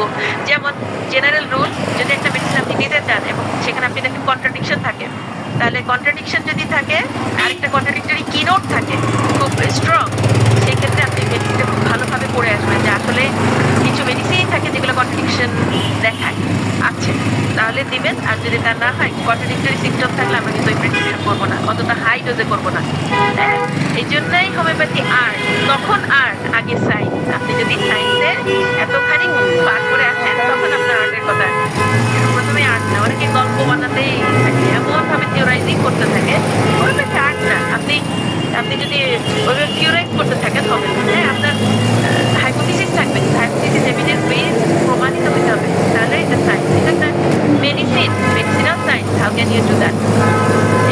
সরি স্যার, আমি আপনাকে এই নোটটা ইনশাআল্লাহ। এখন স্যার আমি কি এটা বন্ধ করবো এখানে, নাকি কালকে পরশু অন্য টিচার যদি ক্লাস নেন আমি নোটসগুলো স্যারকে দিই, স্যার ভালোভাবে ক্লাস নেন। তো আমি এইভাবে আপনাদের সময় জানাবো। ম্যাডাম যেগুলি স্লাইড বড় এগুলি কি আপনার দুটো সিলেক্ট করে নিতে পারেন, তাই না? আচ্ছা ঠিক আছে ম্যাডাম, আমি হচ্ছে হাই আমার ইমেলটা দিয়েছি, আপনি এখানে দেন। জি আপনার কাছে আর আপনাদের যে আলোচনা ছিল মেডিকেল অবজারভেশন, এটিকে আপনি কন্টিনিউ করবেন না 13টা 12টা করা হয়েছে। জি, আমি যেটা ভাবছি স্যার কন্টিনিউ করলে কি বোঝা যাচ্ছে, কারণ উইদাউট দিস আমার যেটা ধারণা যেখানে কোনো বেসিক নাই সেখানে অবজারভেশন করে তো আসলে কতটুকু লাভ হচ্ছে, আসলে লাভ হচ্ছে কি? আর বেসিক নলেজগুলো তো আগে দরকার, তারপর অবজারভেশন হিসেবে জি জি, আমরা যেটা ভাবছি। আমরা ইকোনমিক্স একটা থিওরি পড়ছি, ইকোনমিক্স একটা থিওরি আছে, সেটা হচ্ছে আপনার যে ব্রেক ইভেন পয়েন্ট অ্যানালাইসিস করতে হয়, কোম্পানির লাভ হচ্ছে না লস হচ্ছে, কোম্পানি রান করবে কি করবে না তার উপর। এখন ব্রেক ইভেন পয়েন্টে কিন্তু কোম্পানি তখন হচ্ছে লাভ হয় না, লাভ লস সমান হয়। এখন আমরা হোমিওপ্যাথিতে আমরা গুড মর্নিং স্টাডি ক্লাসে এখন ব্রেক ইভেন পয়েন্টে আছি। তাই যদি বিশ্লেষণ করা হয় তাহলে ধরে নিতে হবে আমাদের লাভ না হলেও লস হচ্ছে না, সুতরাং কোম্পানি রান করবে। আমাকে বোঝাতে পারলাম? বুঝলাম স্যার, কোম্পানি রান করতে দিলে ওরকম অদক্ষ লোকের হাতে এরকম মানে কোনো মতে কি ঘুরিয়ে ঘুরিয়ে রান করা যাবে। আমি যেটা বুঝতে পারছি না, কোনো অসুবিধা নেই। কোনো লাভ হচ্ছে না। দুই একটা রোগী না মরলে তো আপনার ডাক্তার শক্ত হবে না। ওই জল কাছের কাছে রোগী মারা গিয়েছে, এসব বললাম পেশেন্টের কাছে অবশ্যই, কিন্তু তারা তো সেই মানে কি বলবো যে সেটা থেকে শিখে অন্যদেরকে বাঁচাতে পারছে না। এখন আমরা যদি বেরিয়ে যাই, জীবিত আর একদিনে হয়নি, 93 বছর বয়স। এখানে আমার যারা আছে 93 বছর স্যার এখন 100 এখানে যারা আছে আর 10-15 বছর পরে দেখবেন তারা চোখ বুঝে প্রেসক্রিপশন করবে, এসব অবজারভেশন হাতে তুড়ি বেরোবে। বিষয়টা এখানে এই অবজারভেশন গুলো ইনশাআল্লাহ প্রথমে আপনার কাছে মনে হবে যে এটা আমি ব্যবহার করতে পারছি না, আমি একদম মানে এটা আমি চোখে দেখা আমার সাথে পাস করা আমার এখানকার কলিগরা অনেকে আছে বলে যে ভাই লেভেলস অফ হেলথ বই খুলেও দেখি না। তো আমরা যখন বলছিলাম যে কেন তুমি তাহলে এটা এত কষ্ট করে পড়লে, তুমি তো যে কোনো আলাদা লোকের কাছ থেকে হোমিওপ্যাথি শিখলেই পারতে। তো সে বলে না, জিবির যে ম্যাটেরিয়া মেডিকা অসাধারণ, আমি এটা পাইতাম না অন্য জায়গায়, মানে অন্যান্য সাইট বলে, কিন্তু তারাও কিন্তু অ্যাপ্লাই করতে পারে না, অনেকেই পারে না। তো আমার কথা হচ্ছে পারে না কেন, বোঝে না, জিনিসটা খেয়াল করে দেখে না। এটা খুবই সহজ। হোমিওপ্যাথিতে আমরা অনেক থিওরি পড়ি, এক একজন তো থিওরি বলতে বলতে বলতে বলতে মনে হচ্ছে উপন্যাস লিখে ফেলে। আমি কারো কারো ক্লাসে অ্যাটেন্ড করে বের হয়ে গেছি যে what is this, just theory, এটার কোনো অ্যাসপেক্টই নাই, উনি খালি থিওরাইজিং করছেন, এটা কোনো ইউজ নাই। কিন্তু আমরা যে থিওরিটা এখানে পড়ছি, আপনি লেভেল অফ হেলথ আর সায়েন্স অফ হোমিওপ্যাথি জাস্ট দুইটা বই ভালো মতো পড়েন, 1 বছর পড়েন স্যার, 3বার 4বার শেষ করেন, আপনি দেখেন আপনার প্র্যাকটিস কোথা থেকে কোথায় যায়। এটা মানে আপনার যদি এটা এরকম হয় যে ব্যাক অফ ইউর মাইন্ড, যে অটোমেটিক নলেজ, যেটা নলেজে পরিণত হবে। একটা জিনিস প্রথমে একটা তথ্য থাকে, জাস্ট একটা ইনফরমেশন, এটা এখনো কোনো নলেজ না, কিন্তু এটা যখন একটা নলেজে পরিণত হবে তখন কিন্তু আমার মনে হয় যে আপনি অবশ্যই ভালো পারবেন, ইনশাআল্লাহ ভালো করবেন। তো যাই হোক, আমরা নতুনরা যদি পারি তাহলে স্যার আপনারা তো অনেক দিনের প্র্যাকটিশনার, এগুলো আপনারা মানে কোনো ব্যাপারই হবে না যে এই যে 13 পর্যন্ত পারি না কি বলছে, আমরা একটু কম পারি এই আর কি, না পারলে রোগী ভালো হয় কি? না স্যার, কম পারি না সেটাও বলবো না, আপনারা পারেন, কিন্তু যেসব কেসে আমরা বেঁধে যাচ্ছি, যেসব ক্ষেত্রে আমি বেঁধে যাচ্ছি, সেই ক্ষেত্রে আমাকে উঠানোর জন্য কিন্তু এই থিওরিগুলো আসলে কাজে লাগবে, এটাই। বেঁধে গেলে রোগী ছেড়ে দেবো, এত কি টেনশন, বেঁধে গেলে রোগী ছেড়ে দেবো। স্যার আমি তো তাই করি, আমি একদম খুব সোজা সাপটা মানুষ। যাই হোক স্যার, স্যার খুব সরি আজকের জন্য, আমি আসলে গুছাই করতে পারলাম না। আমি বুঝতে পারছি না কিভাবে বললে ভালো বোঝা যাবে। আমার ধারণা আমাদের স্যার যেহেতু খুব শান্তভাবে পড়ান, আমি সবগুলো এই স্যারকে দিয়ে দিব, ইনশাল্লাহ স্যার এটা বুঝিয়ে সুঝিয়ে আপনাদেরকে যদি শেখাতে পারেন। আর যারা খুব বেসিক অ্যাসপেক্ট নিয়ে আছেন হোমিওপ্যাথি, যাই কিভাবে কাজ করে পার্টিকেল লেভেলে, ওয়েভ লেভেলে বা এনার্জি লেভেলে, সেগুলোর জন্য আপনারা স্যারের ক্লাসটা এর জন্য অনুরোধ করতে পারেন, হয়তো স্যার রিপিট যদি সময় পান নিলেন, এই আর কি। ম্যাডাম আমি তো ছুটিতে আসছেন, এই কয়দিন আপনিই পড়ান। না সেটা ঠিক আছে, পড়াবে ম্যাডাম, 25 বছর ধরে শিক্ষকতা করতেছি তো, ওই A+ স্টুডেন্টদের সবাই পড়াতে পারে, কিন্তু ফেল করে স্টুডেন্টদের যারা পাস করাতে পারে তারাই টিচার।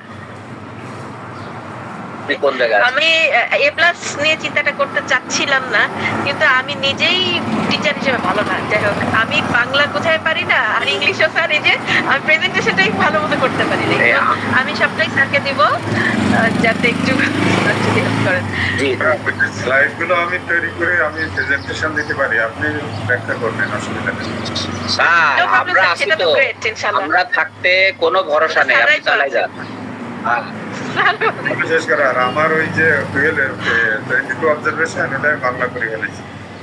বাংলা করে দেবো স্যার, বাংলা বই আছে, আমি আপনার দিচ্ছি, আমার কাছে বাংলা করা আছে। স্যার বললেন যে স্যার করে ফেলছেন, পিডিএফ আছে বা ও করে ফেলছেন, আপনি কি গুগল থেকে করছেন? আচ্ছা ঠিক আছে, আর আপনার যদি বই থাকে তারপর দিয়ে দিই। আচ্ছা স্যার, লা তাহজান, হতাশ হওয়া যাবে না, আমরা ম্যাডামকে পেয়েছি, যে কয়েকজন ম্যাডাম আছেন আপনি ইয়ে করেন, তারপরে আমরা আবার রিভিউ করব, চাপাবো, চর্বিত চর্বণ করব, আবার জাবর কাটবো, ভুলে যাব, আবার পড়বো। আমি যেটা বলছিলাম যে এখন ম্যাডাম প্রেজেন্টেশনগুলো ঠিক মতো ইয়ে করে প্রেজেন্টেশনটা রেডি করে ওনারা দিতে চাচ্ছেন। জি স্যার, জি অবশ্যই স্যার, কোনো সমস্যা নেই ইনশাআল্লাহ। আচ্ছা আরজিনা পপি, আপনি কি কাইন্ডলি আপনার থ্যাংক ইউ। আচ্ছা আরেকটা কথা স্যার, যদি প্রেজেন্টেশন ঠিক করা থাকে তাহলে ইভেন আমার ক্লাস হলো আমি 15 মিনিটের মতো করে আসবো ইনশাআল্লাহ, রেগুলার আসার চেষ্টা করবো, একটা যে কোনো একটা দিন চেষ্টা করবো ফিক্স রাখার। কারণ আমি নিজে বুঝি হোমিওপ্যাথির সাথে না থাকলে, প্রতিদিন প্রত্যেক সপ্তাহে একটা নির্দিষ্ট টাইমের জন্য না পড়লে হোমিওপ্যাথি আমি ব্যবহার করতে পারবো না, ইটস ফর শিওর।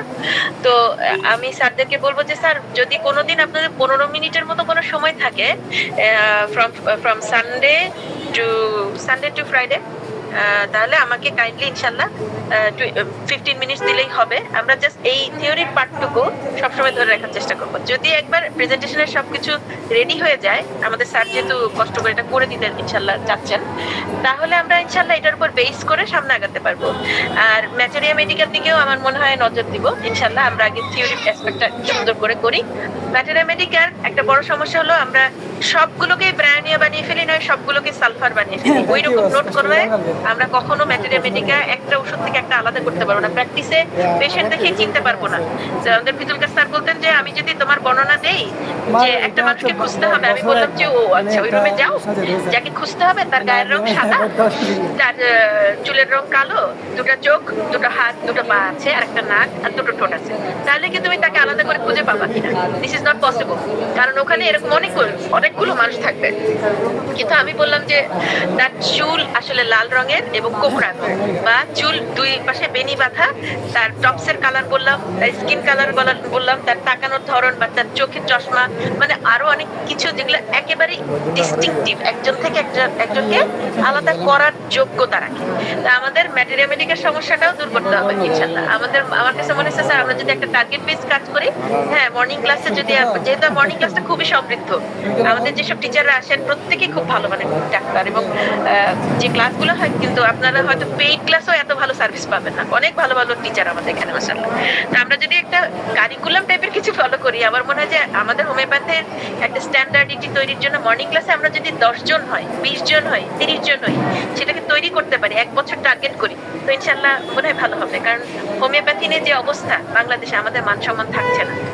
তো ইনশাল্লাহ স্যার আপনারা সবাই যদি হেল্প করেন তাহলে অবশ্যই করব। আমাকে 15 মিনিট যদি অ্যালাউ করেন উইকলি। স্যার আমি ওইটাই বলতেছিলাম যে আসলে আমাদের টার্গেট থাকতে হবে। ওই যে কারিকুলার কথা বললেন, আসলে আমরা কি করতে চাই, কোথায় পৌঁছাতে চাই, আউটকাম বেস লার্নিং যেটা, সেটাই হলো আমাদের একটু নির্ধারণ করা দরকার। আমার আউটকাম অফ লার্নিংটাই হবে না, আমরা আসলে যে টার্গেট ফিক্স করি, আমরা আসলে আমাদের টার্গেট নাই। 9 মাসে বা 3 মাসে আমরা কি করতে চাই। জি স্যার। তারপরে স্যার যেগুলো আমাদের বেসিক বুক, আমরা যখন যা পাই তা ওইভাবে হ্যাঁ এটা হবে না, আমি যা খুশি, জি ওটা করলে হবে না। প্লাস হোমিওপ্যাথিতে থিওরির ব্যাপারটাতেও আমাদেরকে কনসেন্ট্রেট করতে হবে, যে থিওরি কতটুকু শিখলে আমি অ্যাপ্লাই করতে পারবো, আর নাকি আমি থিওরির তো অনেক পার্ট আছে যেগুলো ইলজিক্যাল, যেগুলো প্রয়োজনীয় না, সেগুলো নিয়েও আমরা কথা বলছি 1 ঘন্টা আধা ঘন্টা, যেগুলো দরকার ছিল না। আমি এখানে প্র্যাকটিসের কোনো থিওরি বললে আরেকটা মানুষ প্র্যাকটিসে ভালো করতে পারতো, একটা কেস নিয়ে সে বেঁধে আছে সেটা পার করতে পারতো, একটা স্টুডেন্ট সে সাহস করতে পারতো যে I can apply some rules here, আমি এই পেশেন্টটাকে হেল্প করতে পারি। একটা ইমার্জেন্সি পেশেন্ট প্রায় মারা যাচ্ছে, সে হয়তো ওই জায়গায় গিয়ে হেল্প করতে পারতো, কারণ সে জানে এই কেসে ইমার্জেন্সি ড্রাগগুলো কি কি। তো আমাদের ইমার্জেন্সি ড্রাগ নিয়ে একটু পড়াশোনা করা উচিত, অ্যাকিউট ইলনেস নিয়ে আলাদা পড়াশোনা করা উচিত। আমাদের নর্মালি যে ম্যাটেরিয়া মেডিকা যেটা আপনার বেসিক বা ক্রনিক, সেটার জন্য পড়াশোনার ক্ষেত্রে আমাদের জিবি, তারপর আমাদের ভালো ভালো যেগুলো প্র্যাকটিশনার, হ্যাঁ কেন্ট, এগুলো ন্যাশ, এগুলোর দিকে নজর দেওয়া দরকার। এবার একটা রুল করা দরকার যে অমুক দিন ন্যাশ পড়া হয় বা অমুক দিন যেই পড়া ক্লাসে। যেমন আমাদের স্যার কিন্তু আমাদের খুব ভালো একটা বই পড়ান, যেমন কি যেন স্যার, রজার মরিসন পড়ান, টেস্ট অফ গাইড।